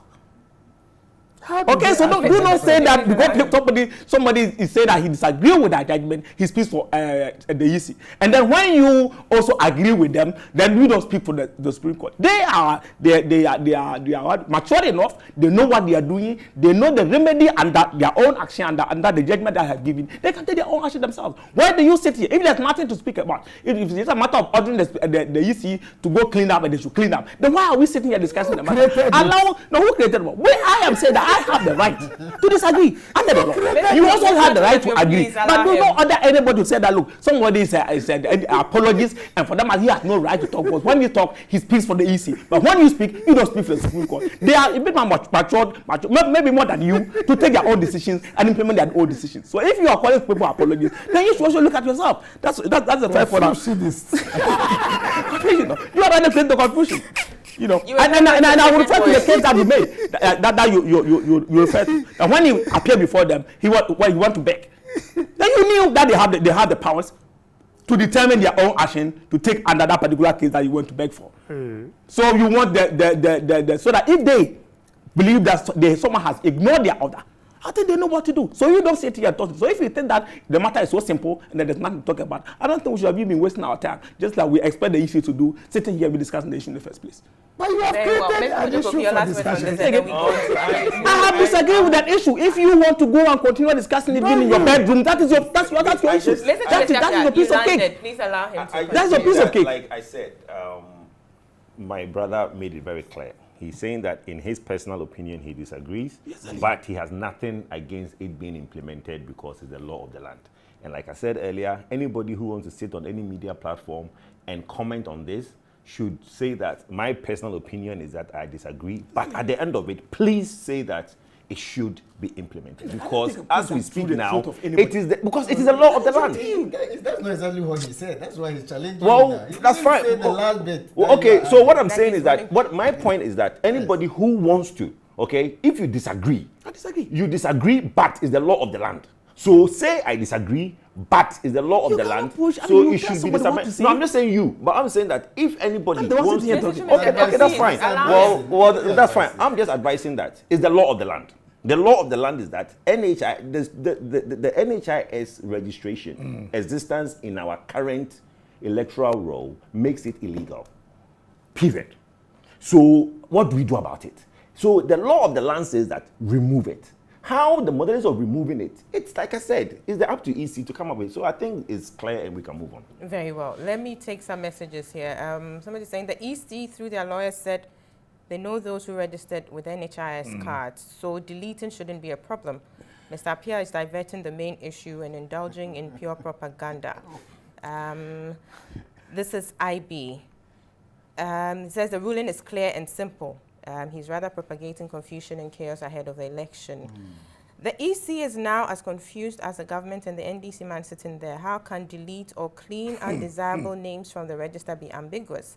If a public institution like the EC is confused as to how to carry out the Supreme Court's order, then they may as well vacate their position. Again, the NDC is making it look as if those undesirable names are there to serve their purpose. Abna, Dr. Mohammed, Dr. Baumias made clear that the NDC people don't read. I'm not a lawyer, but I can understand the judgments made by the Supreme Court. I just like Lawyer Opon. I have been listening to him and wish he would lead me to law school. This is Mark from Tamale.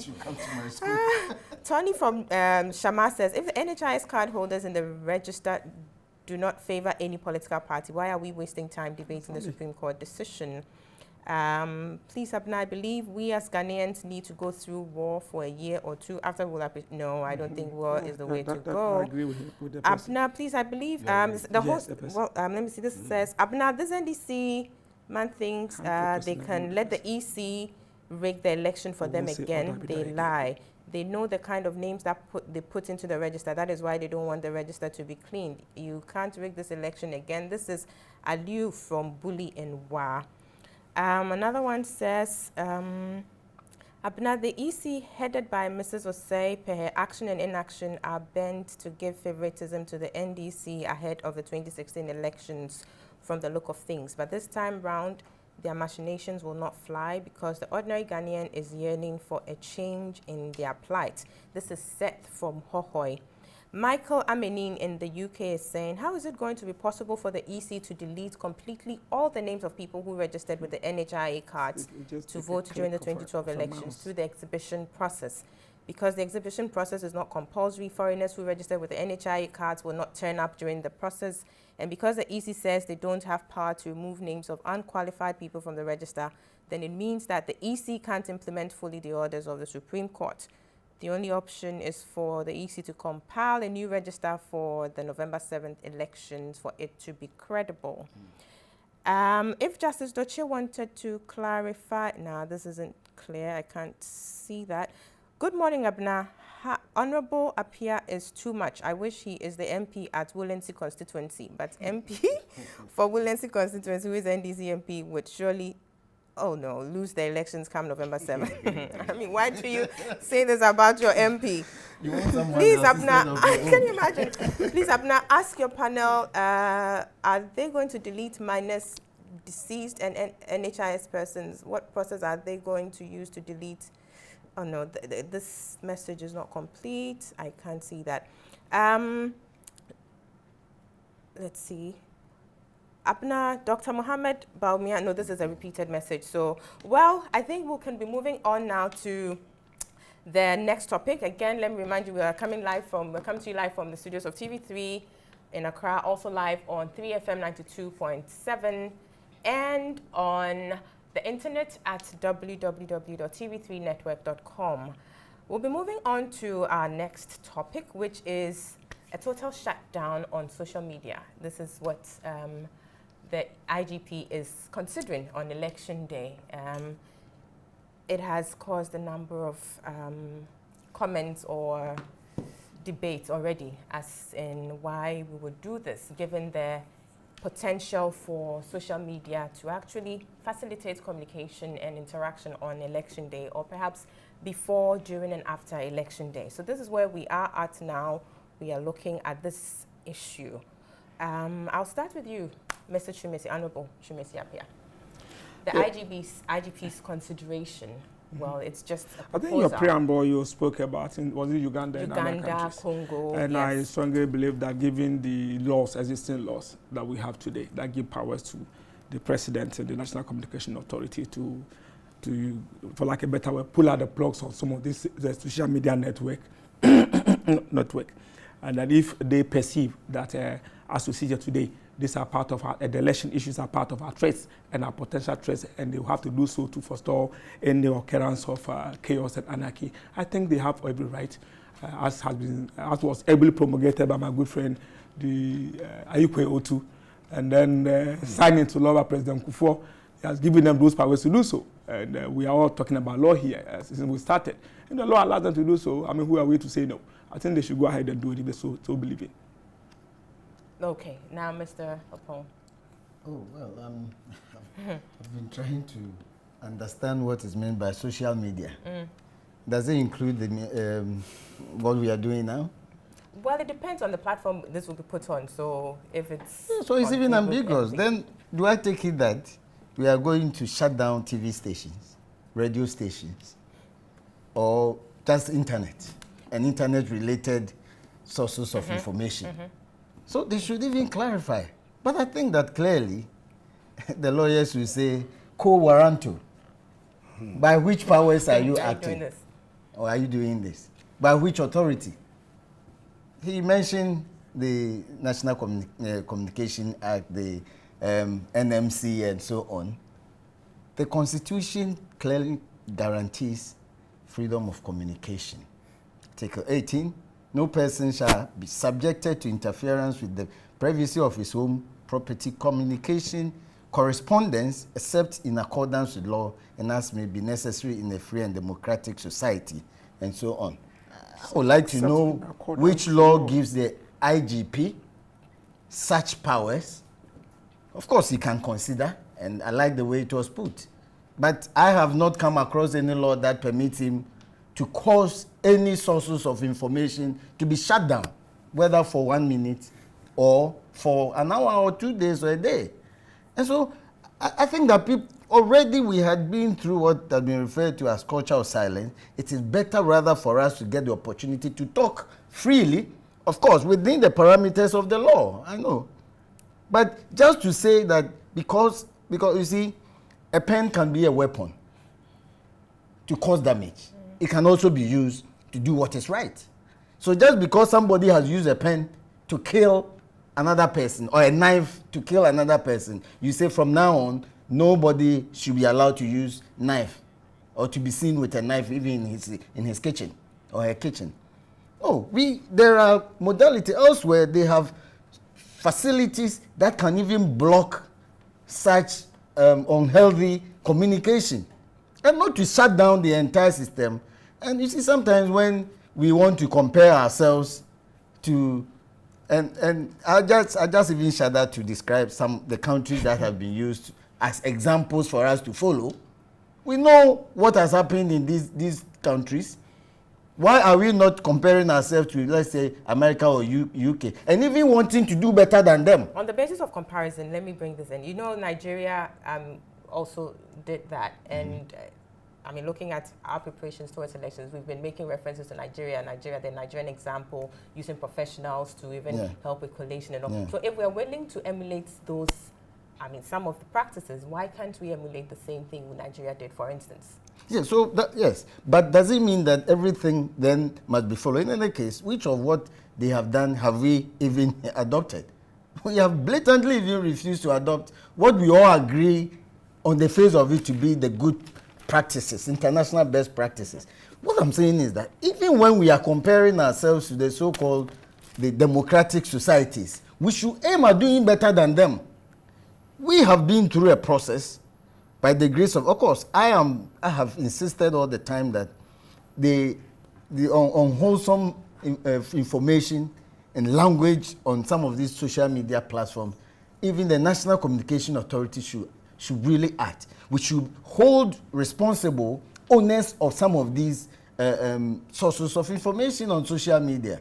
Because when you go there, you get academics, intellectuals, just exchanging language that even the so-called uneducated will not use. And it's a worry to me, yes, but that is, I don't think the remedy is to shut it down only for the next day or so to be open and what? We are at the same place. First, there is a duty on us as citizens to be aware that we will not achieve any, there will be no useful purpose where we peddle falsehood about people and ourselves. And I say that first, we were not, those who originated some of these things were not necessarily Ghanaians. They still use it to pursue research for us to get better services. Here, a lot of people use it for scandals and things that will not aid us in our development agenda. I agree. But just to repeat, I don't think that, in my view, I will support anyone who will call for a complete shutdown just for 2 days or so, and only after the election. The National Communication Authority has a duty, and we as citizens, Dr. Yini did it recently, I think the case is still pending. People are hiding behind some of these social media to malign and maliciously peddle falsehood about others. They think they can hide. When that case is heard finally, I will be very happy that if by the grace of God he wins that case, it will be a very good starting point where people will be very much careful. You sue them for heavy compensation even if you can't recover it. That would be deterrent enough. But I think that let people still get this opportunity open to them. It is for the National Communication Authority to install the appropriate facilities to ensure that, even with media houses like where we are now, elsewhere, the words you say, the system has determined what is not wholesome. And it will not even go out. Text messages are sent. Apart from the fact that those who are receiving it also have a duty to sieve them, there are facilities that will automatically even cut it off and you won't even receive it. These are all facilities available. And so please, let's rather find these. But a total shutdown, for me, seriously, is only at the consideration stage. I would have wished that it doesn't materialize, because what we will lose may outweigh what we had intended to gain. Very well. Mr. Ikweotu, so yes, like Mr. Loriapo is saying here, this is at the consideration stage, but we need to talk about it before to ensure that the right considerations are made before a decision is taken. Your take on this? Okay, let me say that I agree largely with him, but I see appearances on TV and other radio discussion programs as an opportunity to educate the people, and therefore sometimes we want to be as objective as possible. He's said both sides do, but if you look at Article 21 also, you find that all persons shall have the right to freedom of speech and expression, which shall include freedom of the press and other media. So, well, if you talk of social media, maybe qualify as other media, then you say that they have that freedom, to exist.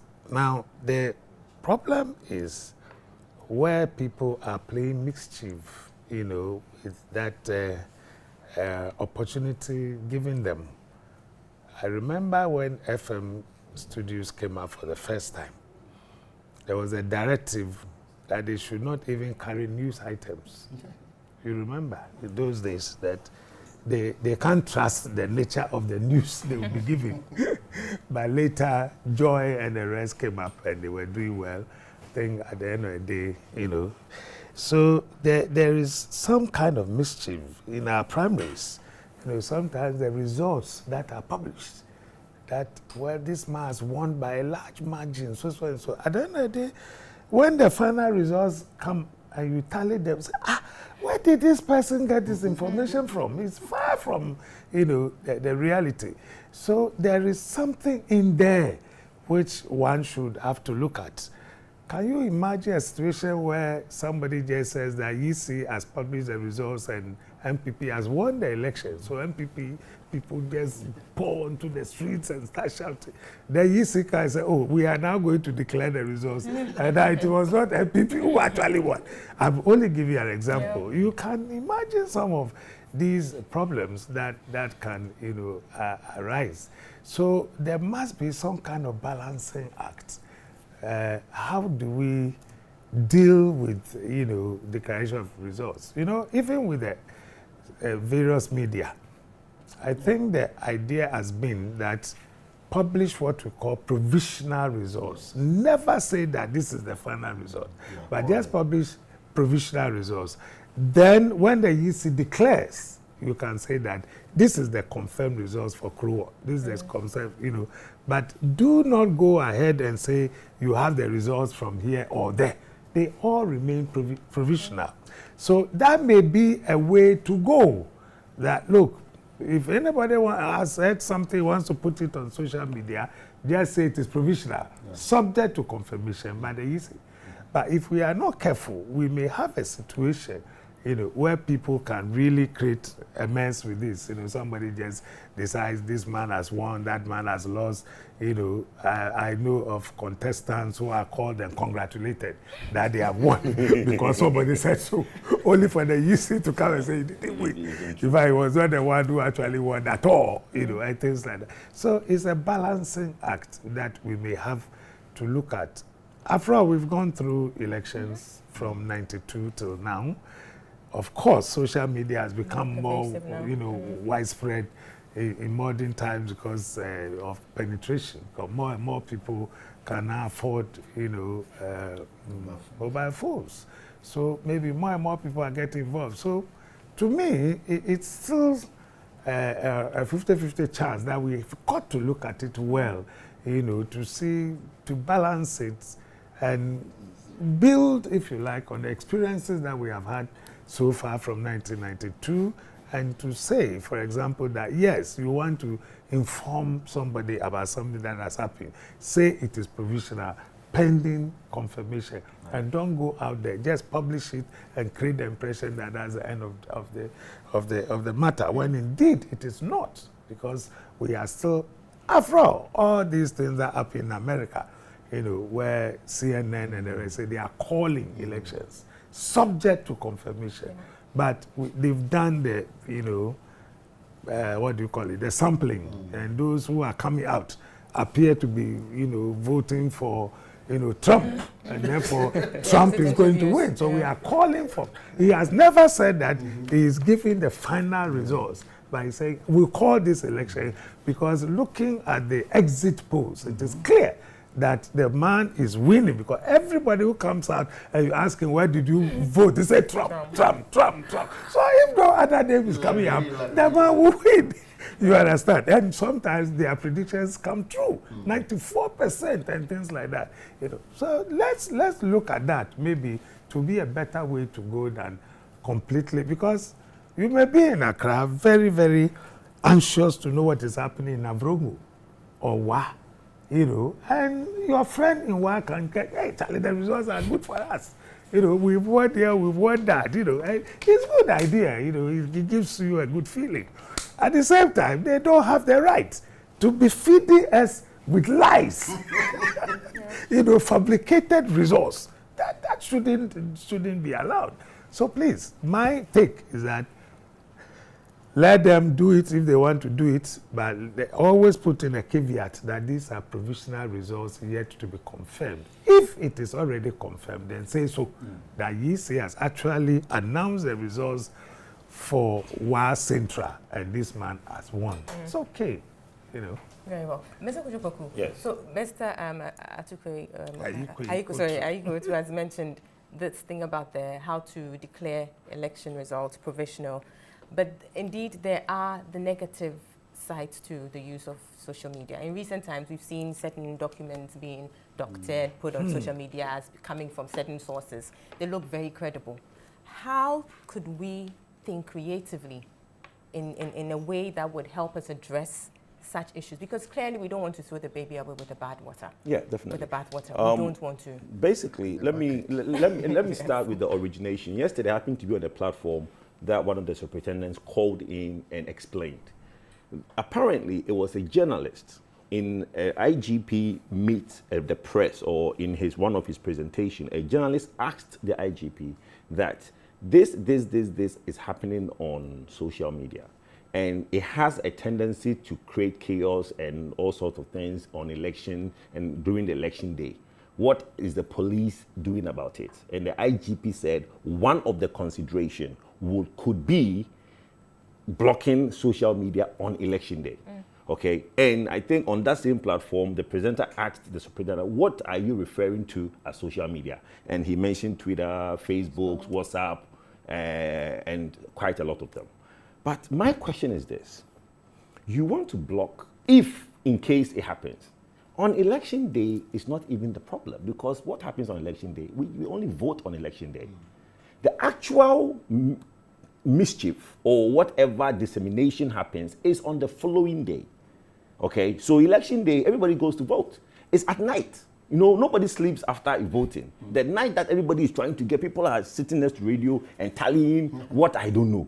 You understand? So what you are, yeah, but they are telling poll station to poll station, and along the line they give up. You know, that's being vigilant. You understand? So the point is this: I think that the police has a unit called the cybercrime unit. It's well resourced. Okay, the cybercrime unit should be more resourced, though they are resourced now. They have the software, and the guys there can tell anything that goes on WhatsApp. They can tell which number it originated from. The cybercrime unit has a software. Anything that goes on the social media, Twitter or whatever, they can tell where it originated from. Because you see, anything you put up on WhatsApp is from a phone number. Everything you put on Twitter or what is from an IP address or also from a phone number. So they have the software and they can check some of these things. Remember an infamous video that came around of a former minister's son and whatever, and that video was blocked on social media. Okay, so the capability to block certain items on social media exists. So if we are looking at monitoring of those things, the cybercrime unit has the resource to do those things. Secondly, the police is supposed to arrest and prosecute. If somebody sends out a mischief on social media and it creates a problem and we can prosecute them, we should set examples by arresting them and prosecuting them. It would deter, it will serve as a deterrent. One of the things we don't have in Ghana is deterrent. And we have spared the rod so much that all the cases are spoiled. Nobody. You understand? Because the police, if most people don't even believe that capability exists, that if you send something on social media, the police can tell where it came from. No, people think that, oh, you can do it and nobody will know because it's a World Wide Web. No, it's not. IP address and phone numbers are sources that everybody can pinpoint and tell you that it came from this device or this computer. So we should all be careful of how we disseminate. And I think the deterrent, it's a crazy world out there. People do their business on social media. A lot of things happens on social media. So blocking it even for 5 minutes becomes a problem. We all sitting here, every 5 minutes we are on our phone doing one thing or the other. You enter a room and your data network doesn't work. You become apprehensive, okay? So what happens on social media, Instagram, people's business are on Instagram, people's business are on Twitter, people's business are on Facebook. So you cannot afford to do that on a day. What I will recommend is that the police should let the populace know that there are procedures in prosecuting and jail sentences for those things if you do it. And if you say something falsehood also about something, there are libelous consequences in some of these things. That will serve as a deterrent in those areas. But to say that it's a massive task to try and block social media. And the day you are blocking it on the wrong day. But yes, Mr. Shimisiapia. Yes, I don't understand the point my friend is making, but I was thinking that Mr. Ayiko too, also this time whether he was also begging or speaking to the law. The law he promulgated, that President Kufuor assented, give the president you the understand powers. something I said? At least if No, you can let me say that so that I can. Yeah, I you can say the respond. police can arrest and then prosecute. Under what law? No, the cybercrime Tell me law. which- the cybercrime law. When? Past when? Tell me which one. My brother, the cybercrime unit. The So cybercrime under, unit. yeah, do they have laws? Yes. Which the are- cybercrime what law? unit- That is easily verifiable. The We'll do that and cybercrime let you unit know. is Yes. established. We'll do that. If you send falsehood on WhatsApp, because I happen to go there as a result of an arrest of a relative who somebody went there and said that he has sent something on a group WhatsApp and he feels that it has caused and he went there and the cybercrime unit charged him and they're going to take him to court. The law is there, my brother. I don't know the law, but what I'm saying is that Yes, let me move Carry on. on, yes. So the president has powers under Section 100 of a law called the Electronic Communication Act that my good friend here promulgated and then got assented by President Kufuor. That the president has the power, like I said, pull up the plug.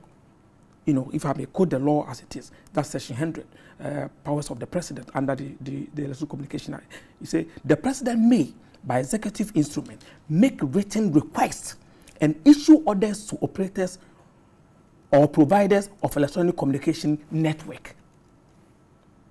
And you go or services requiring them to intercept communications, provide any user information or otherwise to aid law enforcement of national security. So you can just pull the plug. So if you're speaking to the law, that people have the right to do certain things. If you believe, if it's briefed by the executive committee or what we call the Grand Strategic Group, that they believe that given other experience or intelligence they are picking up shows that there's likelihood of somebody using social media, or what you call, what I would refer to as electronic communication, that is radio, television, anything that comes under electronic communication, to cause mayhem. The president has the right, through executive instrument, you know, to pull up the plugs. Now, the police may not have that right as an IGP, but he may be taking his right, his powers from the president. The president also orders him, just as you said, you have a cybercrime unit to do so. He can also do so, irrespective of whether you have your business on Instagram or Facebook or whatever. He believes, because no business cannot supersede national interests. And your business cannot supersede, you know, I don't know how much money that you think the nation can generate even in a year that can pay for the lives of maybe even 3 people.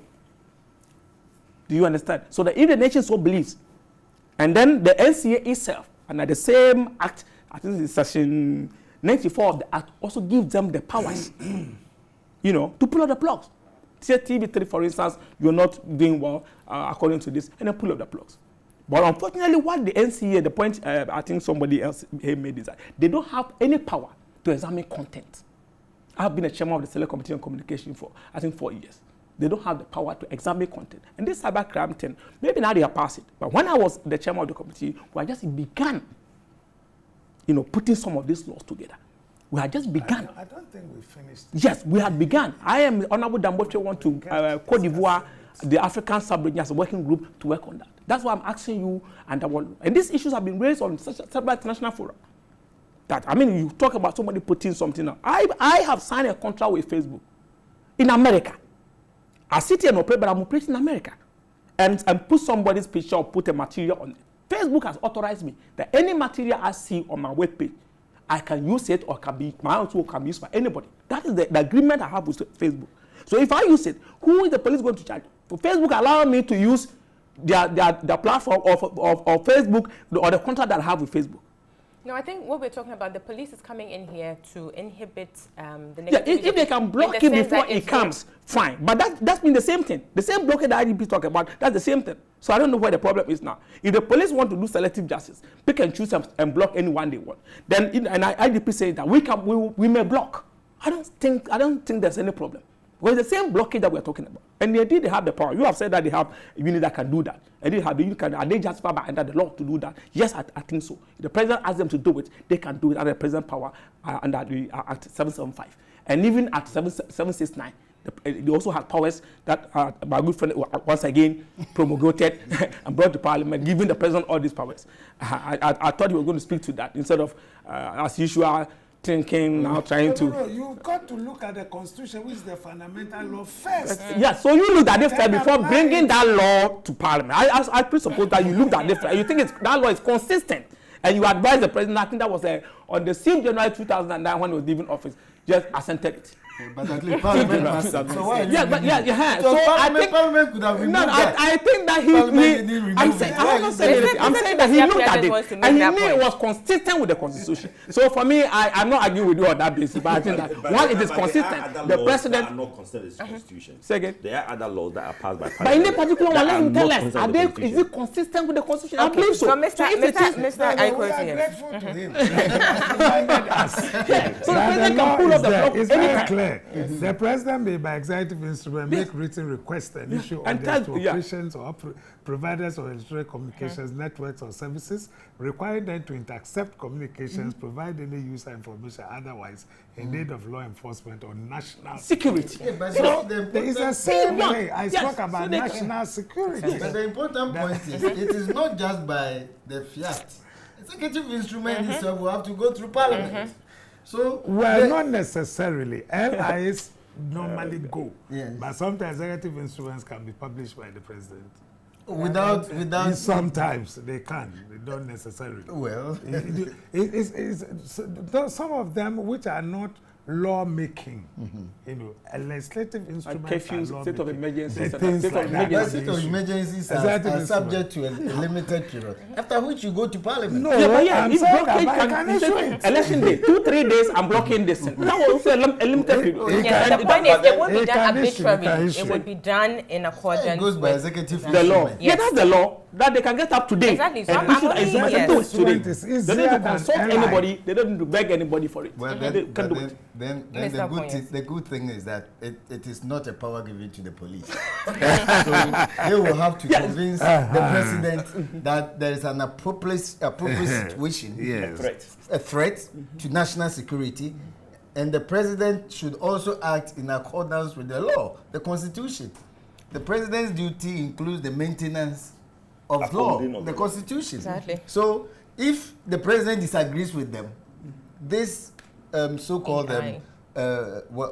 facility will not be implemented. Yeah, but if the president agrees with them, yes, of course. So that has to be clarified. Yeah. And he's not obliged to disagree. In any case, it's a discretionary power. It's his power. Discretionary power should be exercised within law. Exactly. Yeah, but that's the law. The law says he can do it. Not capriciously. And the point I want to add is that, you see, sometimes you look at the practicality of the order you are making. And on the day, you see, do we like to create suspense? Because if you block social media of no communication, then the normal Ghanaian thinking is that there is a collusion, something happening. Something is going on. Right. So the minute you now release it, even a week after, and then there's so much speculation. There's so much desperation, and something goes untoward. That is where we will expect those people who speak for Supreme Court to come and tell that ordinary Ghanaian that this is the law. Really? This is the position of the law. And then where is the Supreme Court in this? I think those who speak for the Supreme Court. Mr. where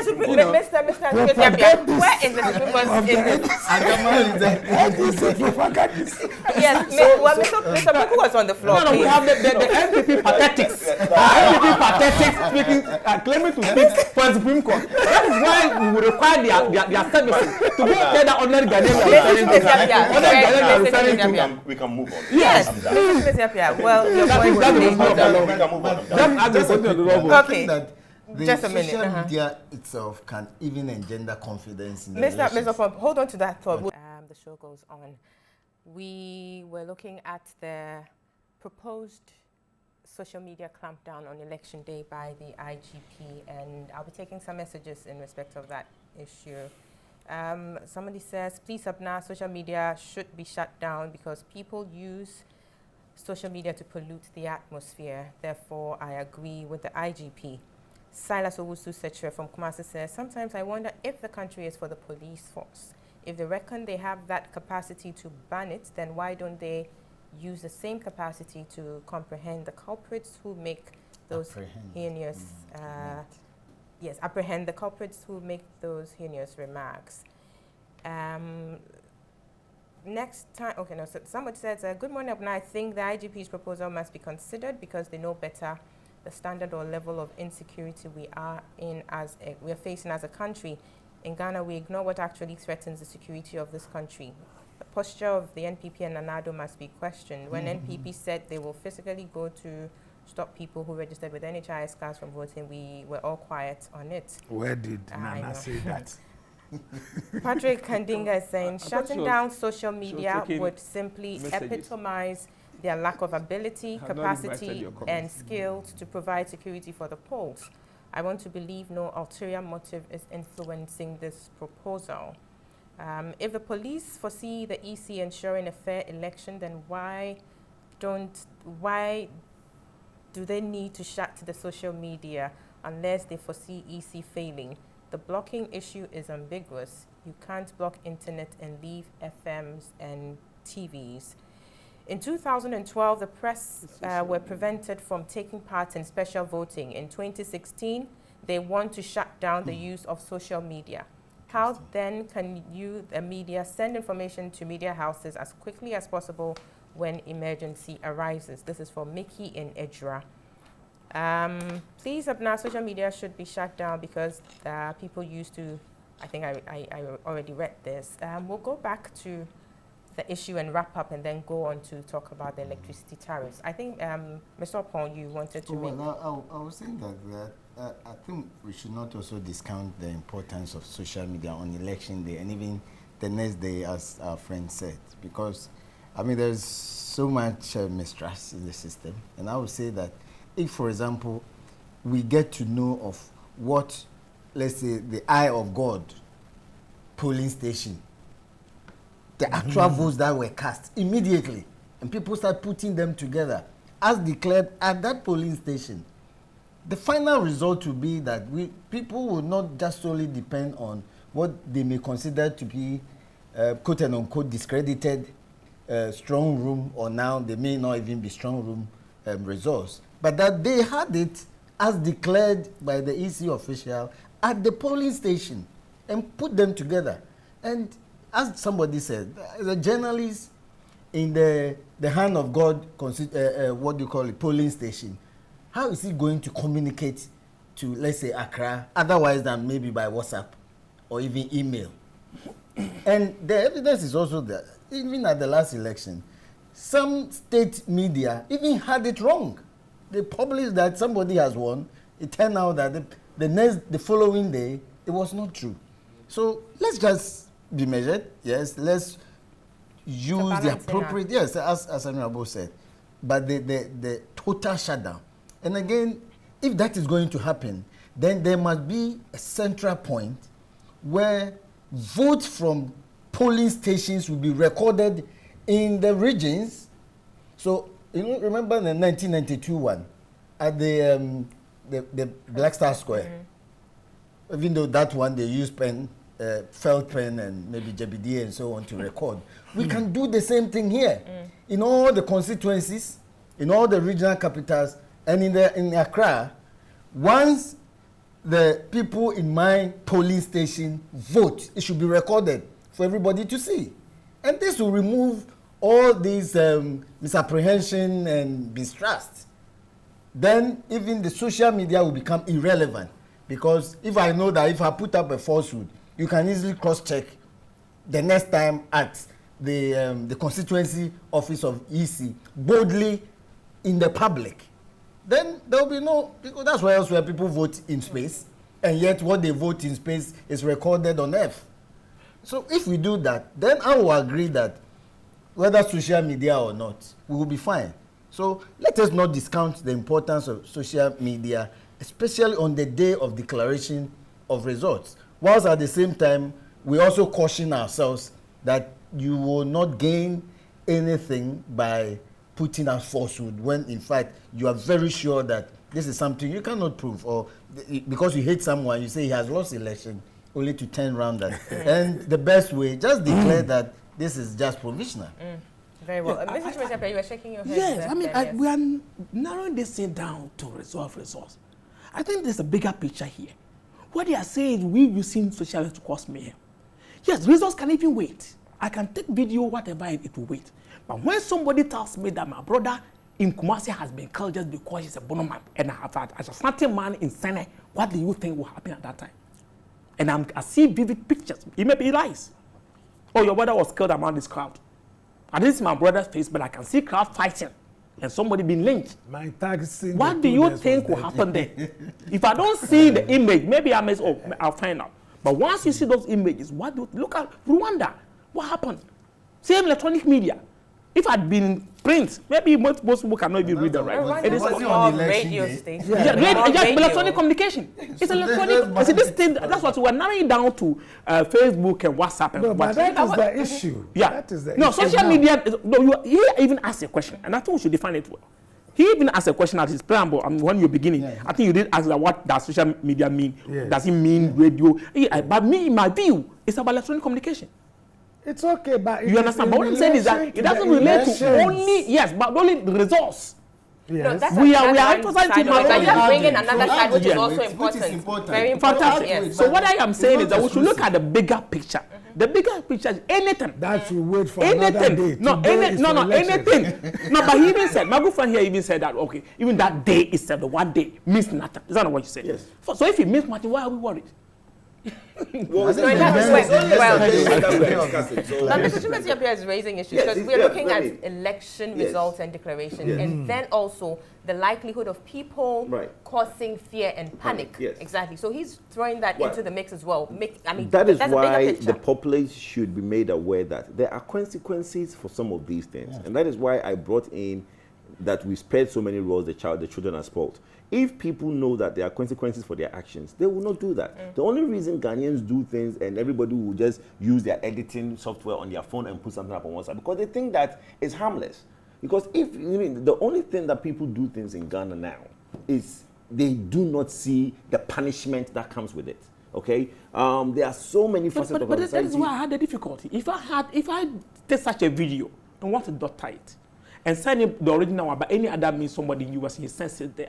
We are good. No, you see, the origination of anything, you see, even if you bounce it around the world 10 times, the origination of anything can be traced. Yeah, but if you trace it, can you prosecute the person? Yes, no, there are, you see, my point is that. Please, we need to be wrapping up on this. That's fine. The fact there are no laws does not mean that, you see, it does not mean that you can go out there and do it without. That is what this exactly means. There are cases that has happened. Somebody stalks somebody, kills a person, whatever. Led the person to his grave. It was a case that we're looking at. The person said, look, in my country, it is not a crime. He was talking to somebody in Ghana. In my country, it's not a crime. I'm living in Nigeria, I'm doing it in Nigeria, it's not a crime. How do you prosecute such a person? You go arrest him in Nigeria, or you ask Nigerian police to arrest him and prosecute him? You know, I'm not a lawyer, but there's conspiracy. Conspiracy. You know what it means? Well, conspiracy. But that's fine. My Latin teacher told me conspiracy means conspirar in Spanish. Brief together. Brief, is that not like brief together? So, yeah. So it means that agreement should be criminal. Once I brief together with you, that's conspiracy. We can agree to do other things. Agreement. I think on this note we can move on. That's what conspiracy means. We can move on now to the electricity situation. Currently, we are faced with high electricity tariffs, and then recent times we've had this issue about the overbillings some consumers of electricity have experienced. The PURC, the Public Utilities Regulatory Commission, has come out to actually give a directive to the ECG that they should suspend the operation of their billing software. Well, whilst that addresses one side or one aspect of the equation here, we still have the issue of their cost of electricity or the price of electricity to deal with. I mean, a number of issues have come up. The cost of production has increased. The power mix of the country has changed. We are now depending more on thermal and less on hydropower and all of that. So we'll be looking at this issue, particularly narrowing down to the billing software and then some faulty meters as well.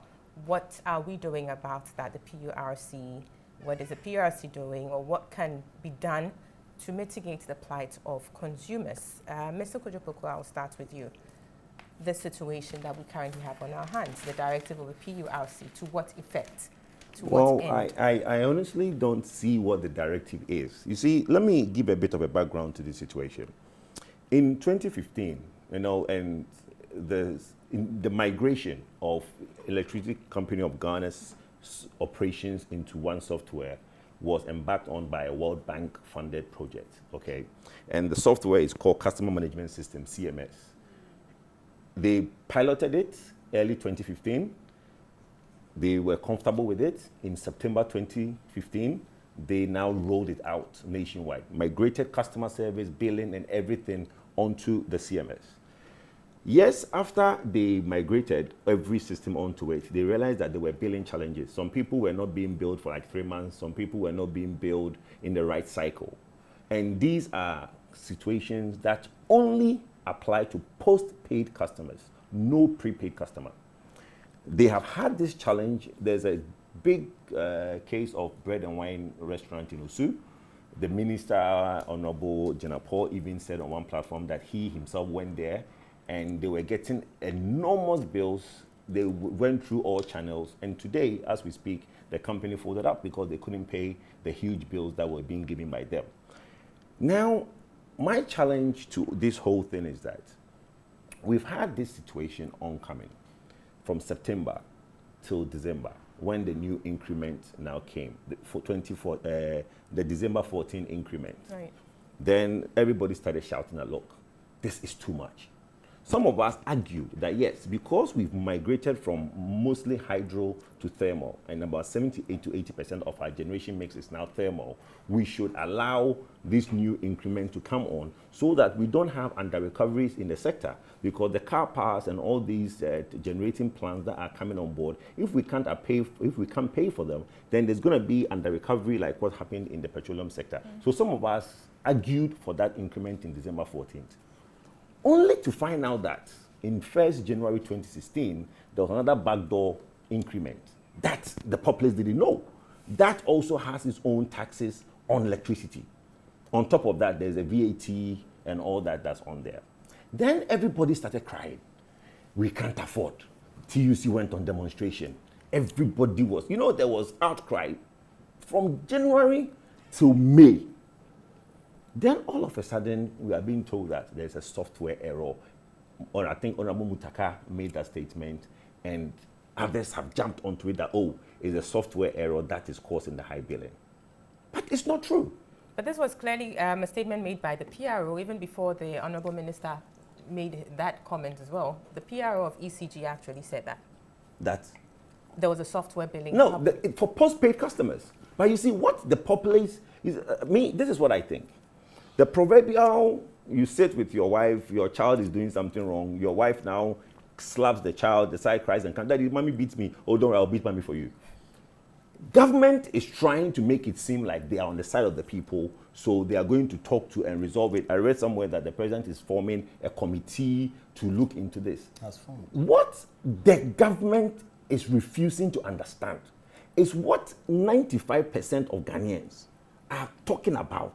Is high electricity bill brought on by the December 14th increase and the January 1st increase. Yes, let me explain again. The manner in which the ECG bills, that is what people should look at. Recently, about 2-3 months ago, if you buy graphic, in graphic, you see that ECG will insert the way in which they bill, okay? And nobody paid attention to it. What happens is that if you are a low-end user, between 0 to 50, you are charged a certain amount. Let's assume it's 2 cedis for a matter of argument. If in a month you only use 50 kilowatts, you are only billed 50 times 2 cedis, which will be what? 100 cedis in that month.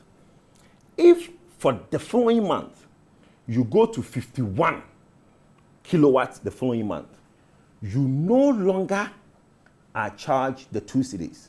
Let's assume that the 50 so you've exceeded the threshold. You threshold the 50 threshold. So let's assume the 0 to 50 is highly subsidized, okay, by government. So let's assume that the 50 to 100 band is 10 cedis per kilowatt. What now it means is that you no longer qualify to pay the 2 cedis from 0 to 50.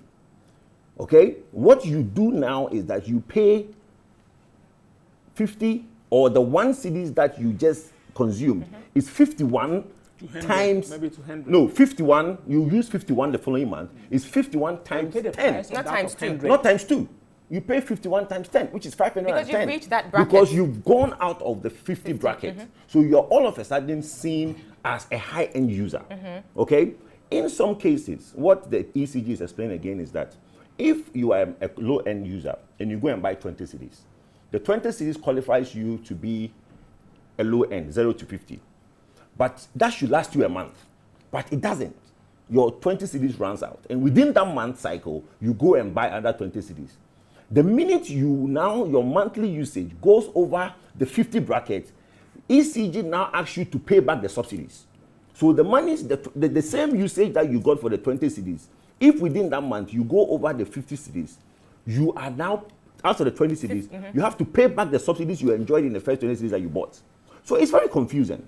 Bottom line is that it is not the software that is causing the problem. It is the high increment. For 3 years, 2012 to 2015, we didn't really know how much we used for electricity because 2012 we're mostly in darkness. 12 hours, 8 hours, 12 hours, 8 hours. So for 3 years until 2015, 2016 January, when the so-called doomsday is over, we now faced with 24 hours of lights off within a week. 24 hours of light on within a week. Then you now can see the meter run on a daily basis. So to me, I would dare anyone to prove to me what software is causing a prepaid meter. Not postpaid. ECG has admitted that postpaid has challenges.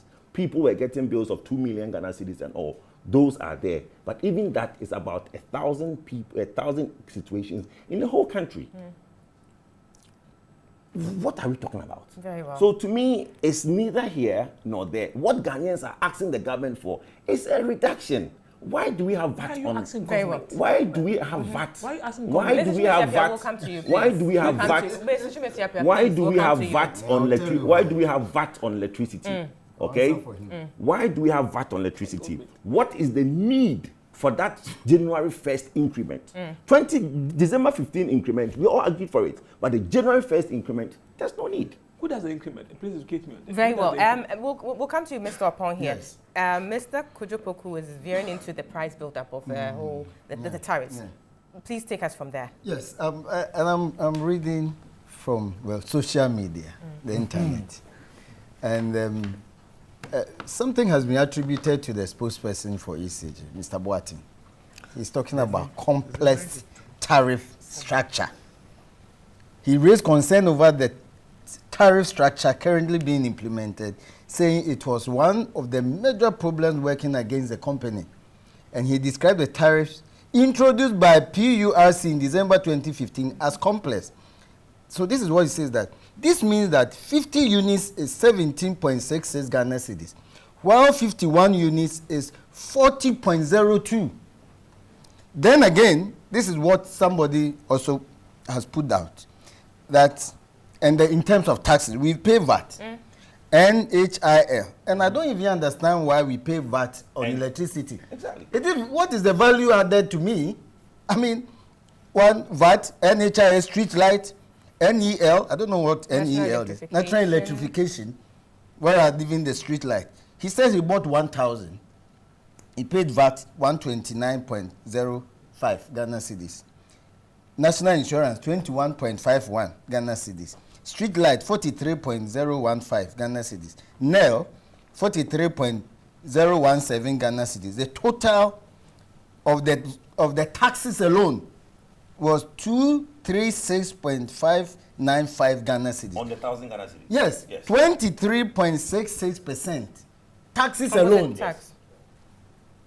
Okay? So this is what is causing the problem. Yes. And that's why when somebody says that those of us using prepaid are not affected, I think that we have just chosen to make something complex, so we put people out.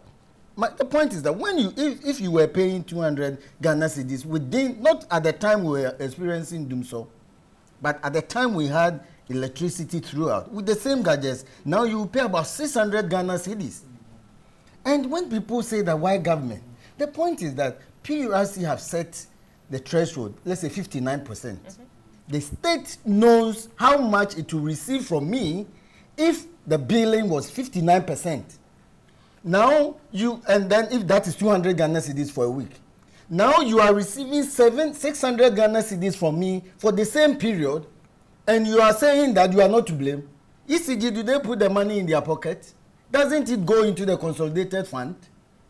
When the state or Ministry of Finance are receiving these monies, don't they have a duty to cross-check, match it against the accepted and stipulated percentage that the state has fixed?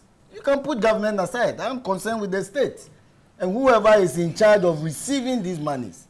So that is the bottom line. So it is not enough to just say that moving on. What about the illegal monies that you have received? Because you cannot tax me without Parliament, which representing me, or through other institutions that Parliament has permitted, fixing this rate. That is why it's PURC. So any additional monies is the same thing as somebody took to court about, I think, Kwakwatin, about these petroleum levies. The additional, the court declared that all those levies, about 600 and something million Ghana cedis, were an illegal collection. It should be refunded. So let us not just say, oh, Niamwadi sort of concept. I don't accept it. The state has a duty. If I'm to be paid 100 Ghana cedis by my employers, and I receive 120 Ghana cedis, and I continue to take this money, I will be arrested. It is stealing. The 20 Ghana cedis I continue to take. If you go to the bank, you know you have 200 Ghana cedis, you go and the 200,000 Ghana cedis. You think you can spend it without being charged with offense or even being asked to refund? The state has taken these extra monies for. There is no doubt, and even it is said that additional, whether for prepaid or postpaid, or if you like, we can look at the postpaid. PURC have themselves identified that extra monies have been taken from these postpaid people when the state was not entitled to receive it. Yes. And the lady, all that the PURC will say that we will not refund monies to you, but we will give you in the form of credit. First of all, admit that extra monies were beyond what the threshold that by law we are to pay. But any such additional money. Isn't they saying that they are going to return it in the form of credits and admission? Oh, well, no, but it should be clear enough. And that admission should not come from PURC. It should come from the ECG, and by extension, those who receive the monies from the ECG, the state authorities. And if you don't do that, then people will set, and it happens even with petroleum. Sometimes you go to the petroleum regulation, the processes for increasing petroleum is there. There's a basket. You put items in it. Sometimes one item is even taxed twice, and we pay. And as people, all we say is that, no, that's not enough. Then you give the truth to people. If we think that the state can just tax us, why do we say that we should even, the state should go to Parliament, or authorities should go to Parliament, for Parliament to even fix how much we should pay as taxes? Then we should just allow the state to take as much as it wants from us. We should comply with laws. And I think that is one of the problems we have. It is not just enough to say that we are going, they should even stop billing. And they say they are not even going to stop using the software. I was going to ask, I mean, if indeed they are to cease operating that software, how are they going to bill? Oh, well, that is for them. That's why I say, when the law imposes a duty on you, you cannot decide not to comply with it because it's not convenient. They can go to them and tell them that this is how we do it. You don't sit there and say, I'll not comply with it. Comply with it, or go. They can even go to court and challenge the power of PURC to order them to seize the implementation or the application of this software. If they don't do, the law establishing PURC give them that power. The point is that PURC themselves largely They are like us. All they do is to remonstrate, complain. And how are they even going to sanction ECG? We don't care. What we care is that refund the monies you have illegally collected from us. Refund to us. That's what I'm concerned about. Very well. Mr. Shumesiapia. I once again make reference to something Mr. Ayuko said here. That we are supposed to be here I think sometimes educating, informing, and entertaining the public as per the role given to the media. So if we have this opportunity, I think it's about time we also inform, entertain, and then educate. And it is wrong for anybody to say that ECG collects money for government. That is not true. That is completely false and a complete lie. We should not be sitting here peddling this falsehood. ECG collects money for the organization. If indeed there's anything to be given to government, that is by way of what dividends. And I said, what about the taxes? I'm coming. The taxes. Wait, hold on. The taxes. Mr. Paul. The taxes are for the tax authorities. And I'll come to those taxes too. So they don't collect money for government. ECG does not collect money for government. The taxes. So let's go. So we shouldn't be peddling falsely. They don't collect money for government. Now, this assistant, you'll be saying that about some accountant. The accountants also have a problem.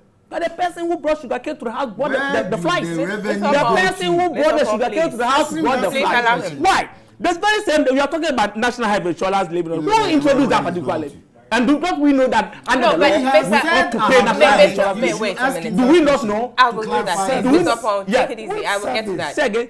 I'll get to that. Somebody has produced energy. That person is giving, selling or sell the energy to an institution. And under the law, the MPs who made the law, or the MPP who brought that law to Parliament, is saying that when that service is given or is provided, it ought to be taxed. You understand? We all agree to it. Since 2001 coming up to date, we haven't made any comment as to who should pay, who should not pay. We have not questioned that. And as Attorney General, you used to bring those laws. No. Mr. Kojopoku, just a minute. Mr. Kojopoku, please. No. Mr. Kojopoku, please relax. He has the floor. Let him land. Please. You will have your turn to rebut. It's not me. Please, so carry on. ECG has collected your money, either through taxes or whichever, means you want your money back. You don't say, let's go out government.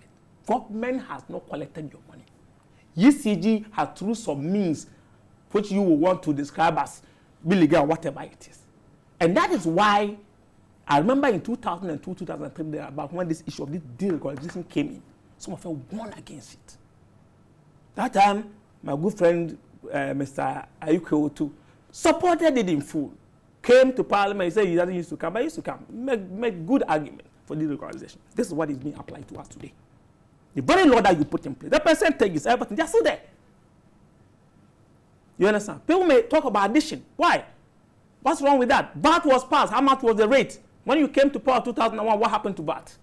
Okay? So those ones, I don't think we should be sitting here. And once again, President Kufuor said something in 2001. But it's only recently that VAT is being put on electricity. Say again? It's only recently that VAT is being put on electricity. So indeed, yes, it was passed way back. But it's only recently that it's been put on. But so what? No, you are making anyways. So what? So if even they put VAT even on this your camera, so what? Parliament has approved it. I'm not telling around what I am saying. Mr.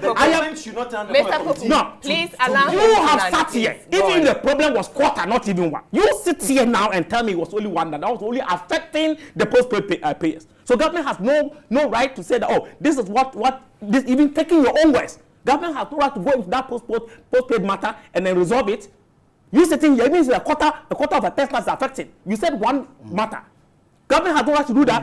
I mean, what are you talking about? So that if somebody receives money, and then you say, look, the money is, you are not supposed to collect that money. Give my money back. Then the person will go back to where the money was given, who collected that money from me. And where did that money go? Is the question. Yeah, exactly. And then bring your money back. But for us, we put in the blame. For me, to be honest with you, where did that money go is the question we are asking. Where do they go to? The levy and taxes. Yes, they are collected by government, of course. Oh, okay. So I don't have the right to ask the government to refund to me the extra government money. Did not the government did not collect money from you. Somebody collected on behalf of government. And in fact, there are even exemptions under the VAT law. That you pay the VAT, and if they use it to produce something, or if they use it for equipment or something, they can go back and claim it back.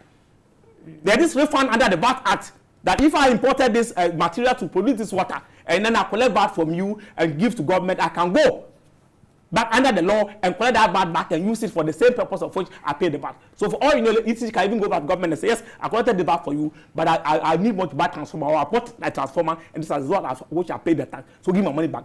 Government is obliged under the law to refund money. What about the man who is I am coming. Well, the man you know how to defend Supreme Court when it comes to election. Go to the Supreme Court and go and tell them that, look, somebody has collected your money illegally. We are lawyers. Go and do that.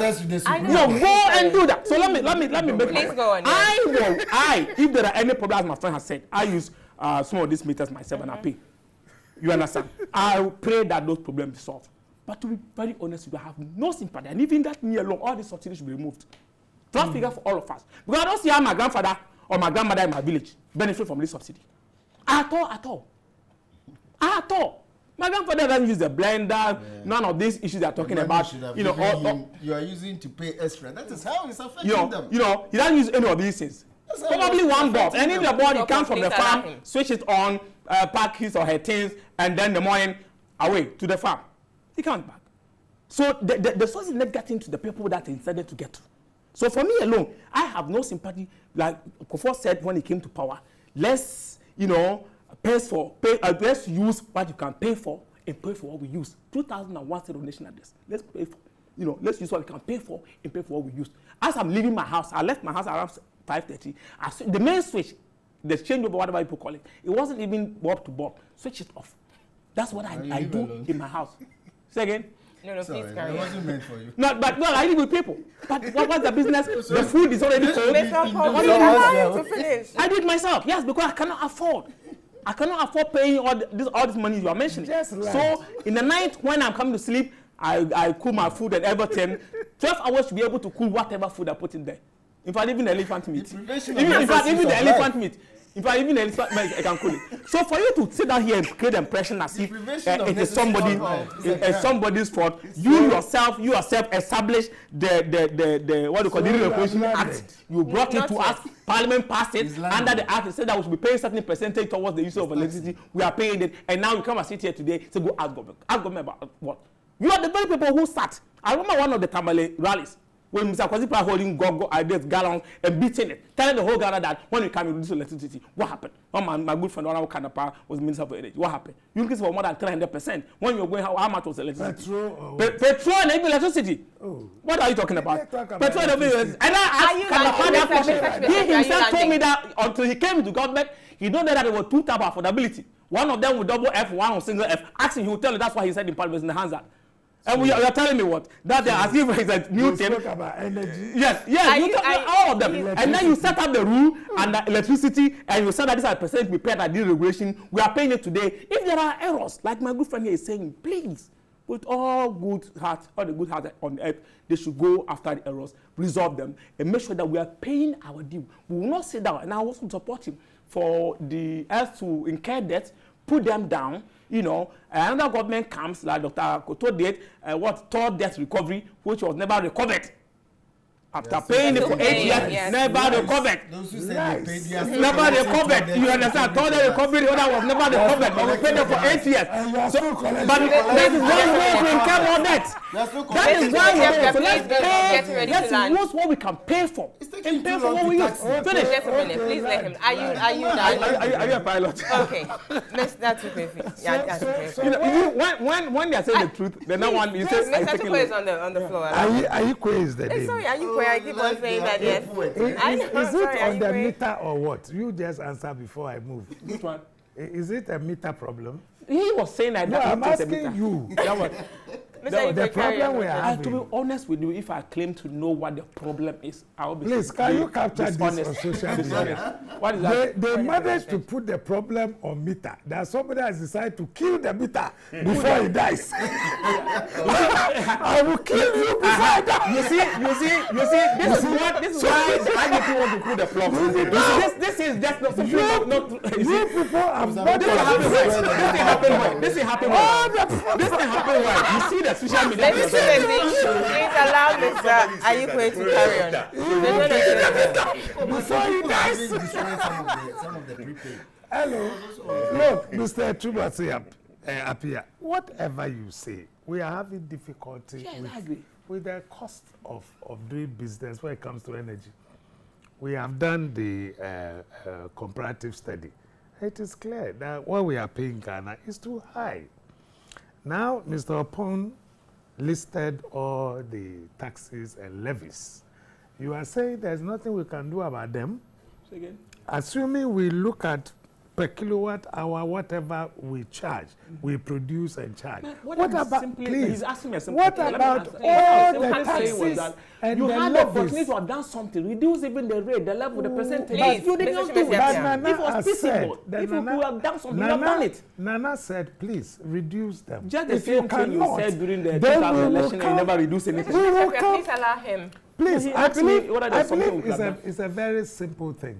You have taxes, you have levies, which are not necessarily part of the cost, cost of production. And say, remove those things or reduce them. Why should this be a problem? I don't see it. I think Nana said it all. When he comes, he will look at the levies and the taxes, reduce them, and Ghanaians will have peace. Everybody is complaining. Mr. Chimesi. People are not happy with these high taxes. Look, we pay taxes in our offices, buy electricity, and we do the same thing at home. And if you used to buy, say, 2 million, and all of a sudden you are buying 3.5. Yes. 200 Now you Ghana 200. I Now forgot your it's 350, 400. When you used to buy it for 3 weeks or for 1 month, and now it is 10 days, 12 days. You are happy with that? I think he's telling you the reason. What He reason? just gave you the breakdown. What reason? When you were 50 and then you go and instead of... And you were Just the give me the people reason. who added on all these taxes, and you cannot do anything. So what is the committee supposed to do? Tell me. That committee you have set up. Which committee? The president said Yes, that. the committee. What is it supposed to do? I'm sorry, they didn't take their terms of reference from me. Oh, okay. So yes, right. They did not Mr. take their Ayikwe, terms of but reference. please carry on with your are point. you Yes. So hoping? I will not sit here and speculate. That Okay. the committee Are was you doing this. hoping But that- I'm hearing it for the first time from you. Are you No, the hoping that president at said the that. end The of the president day, said at the end of the day, this thing is going to come down? You are going to reduce? I said I haven't set Mr. up Ayikwe, any he says he committee. doesn't know anything And I about it, so haven't please given anybody carry on this. with your, yes. I'm compelled to talk to him because he's representing government here. He's I'm not representing Well, he said he's not. He said he's not. Please, make your point. No, I think that, as I said, Nana has said it all. Cost of from the lawyer production- representing government. No, Are you Mr. representing Chimesi, please MPP? allow- Cost please of allow production- Mr. Ayikwe to- Cost of production, fine. No, That- not Mr. Okon, please. But all the taxes and levies are just too high. Reduce them, or when we come, we shall reduce them. Simplicity. That's all. But we see some But before. no, We have seen some. In 2000 we had the same more than this. In 2000 we had more than Mr. this. Chimesi Apia, please. I think that When we're going about with gallons, Yes, Mr. 2000. Ayikwe, were we carrying meters? Say again. Even Christoph, no, we are Please, Christoph now, in addition. Gallons, because you couldn't go to remove anybody's gallon. You couldn't go and remove anybody's gallon. So anybody meter. Sorry. You couldn't Very go well. and remove anybody's meter. Your You point took is made. Christoph. Mr. Poku is on the floor. Please, And Bentwa, I remember, and what Bentwa? Mr. Poku is on the floor, I please. think that what we all sitting here. One thing that there was one day that one presenter asked me, Mr. Poku, you're energy expert. Your meter is different. I said, how is my meter different? I get the same meter as everybody gets. We all know the hardship and the burdens. My only sadness is that since January that we've been crying, Ghanaians have been shouting. Nobody listened. It's only now, in May, that some parliamentarians have gone to their constituencies. And no, please, let me finish. The power that be has gone now met the people and has realized, daunting in their face, that this electricity problem is real. It's not a political talk shop. It is not a propaganda. It is real. Look, people in some areas are paying more electricity than rent. Okay? And it's real day-to-day activity. And if, to me, it's better late than never. If the president has authorized the Energy Commission, PULC, and the committee he has set up to look at it, if they come back and say that, okay, there's something that can be done and there's a reduction in the bills, we will all clap for him, okay? But if it is just to come back and tell us that, oh, we looked and the bills as it is, we can't do anything about it. But then what we are saying is that, look, the simple thing that you see, the question that my brother asked was that he's trying to make it look like it's PULC that sets the electricity tariff. So what can the president do? The executive arm of government does the taxation. Yeah. Okay? When you decide to add VAT on electricity, it was done by the finance minister through parliament budget reading. The taxes, NHIL and all these things is the executive arm of government. It's not PLC. So government in its own right, without having to go to PLC, can reduce some of these things. I even talk about industries. Why are we killing industries? Industries are paying VAT, NHIL, all these things, and industry is dying. We've been in recession, retrogression, all the sessions you can talk of in the last 4 years as Ghana, country Ghana. Nobody cares. There's been no growth. There's been nothing. So to me, my sister, it's Abna, it's very simple. If government wants to be on our side, the president says he hears our prayer. Our prayer is that he should remove the taxes, and that will bring some good. Just 2 minutes, wrap up, and then the ECG are talking about political meters. I mean, what is that? You are supposed to ensure that the proper and appropriate meters are installed, for which we pay you and maintain you. They said some politicians have been installing some meters since 2014. That's the ECG. Yes. They install political meters. And you are aware of it since 2014. You did nothing about it. But you see, sometimes that is how they color situations like this, as if to give a dog a bad name and then kill it to justify it. What is called political meters? They are just running away from the fact that there have been an illegality perpetrated on us by taking monies that the state was not entitled to take from us. Two, they are able and supposed to reduce the taxes that they have put on these things. You end up paying taxes upon taxes, double taxation all over. On petroleum, you get it. On this one, you get it. I mean, to what extent can you tax us? It's as if standing in a bucket with water and then trying to pour it out. Is that possible? Mr. Chimisi. Yes, I want to agree with my friend that the president can do so. No, mine. Very good friend. That people are crying on one issue. But I would disagree with you that, I mean, it's as if the very person, when it comes to other issues, we are trying to, yes, and then tell the president to desist from interference. And now here we are, we're asking the president once again to go interfere with the PLC. And they're very. I'm coming. I just feel like this. I was coming to the taxes and levies. These are taxes and levies. No. Wait. Why? Under the deregulation system, the PRC has also gotten its own formula. You are talking about, yes, so that formula is there. If the president wants to reduce this drastically so that you and I will feel the impact, I don't think only the taxes alone will do. If he does do that, yes, I would like it. But trying to learn from the school of Mr. Eko, will see it as unconstitutional and illegal. But it will amount to interference.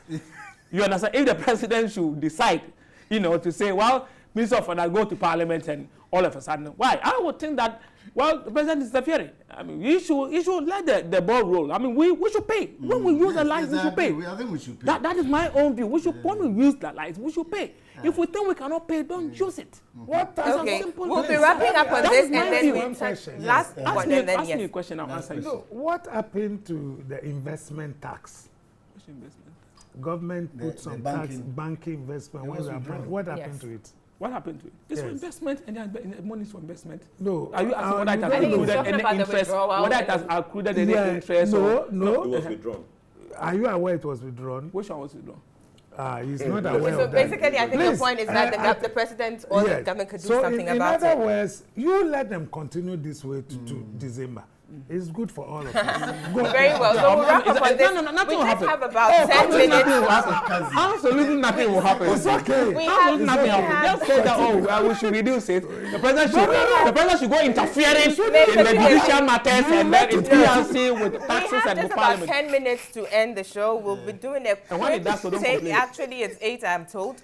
We have a few minutes to touch on the relevance of the African Union Day. We celebrated AU Day on Wednesday.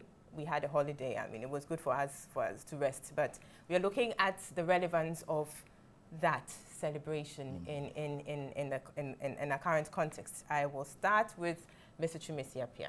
Yeah, it is good we remember African Union. And then the day we said that we whispered this law in Parliament, set out a date so that we can remember African Union.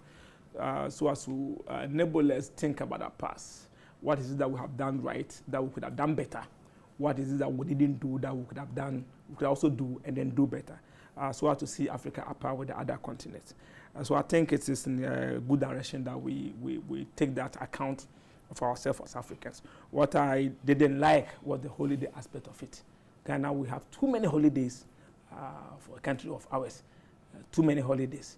And yet, when my good friend comes here, talk about we are not growing productivity. I mean, this day, if shutting down media, what you call social media for one day, we are losing, the president will be losing millions. Just in terms of then just imagine, going to work for that Very one well. day, how much money we'll be losing. So for me, I think that we there's too much holidays. Very well. But we should have had some, people should go to work. Have some workers' union symposium. Talk about the founding fathers, Kwame Nkrumah. But I can understand why some of these people are actually living at the workplaces. But even if in Ghana, in our own country, talking about founding fathers create a debate at times, undesirable ones, for my friends, then just imagine, what will happen if you decide to do so at the workplace. But I think it's a good idea. Okay, Mr. Paul, your take on it, AU relevance. I'm partially in agreement, especially the bottom part. I think we should be working on that day. But it's also because I don't see the relevance of AU at all. It is unnecessary. Let us just manage our affairs, internal affairs. We should first ensure we are able to unite ourselves internally in a unitary state. I don't think that we will ever even achieve anything like a united Africa with all the damage. Let us rather concentrate on what we do here. We can have separate international agreements in terms of the economic trade and so on. But to just go to a place to drink whiskey and things just in the name of a union, which we will never see, I think even UK is trying to move out from EU. So, but it's being resisted. Oh, well, I mean, they are going to vote anyway. But my point is, I don't see the relevance. And in addition to even ECOWAS, we should just mind our own business. We should see our fearsome, to quote the good professor. Oh, yes, in all totality.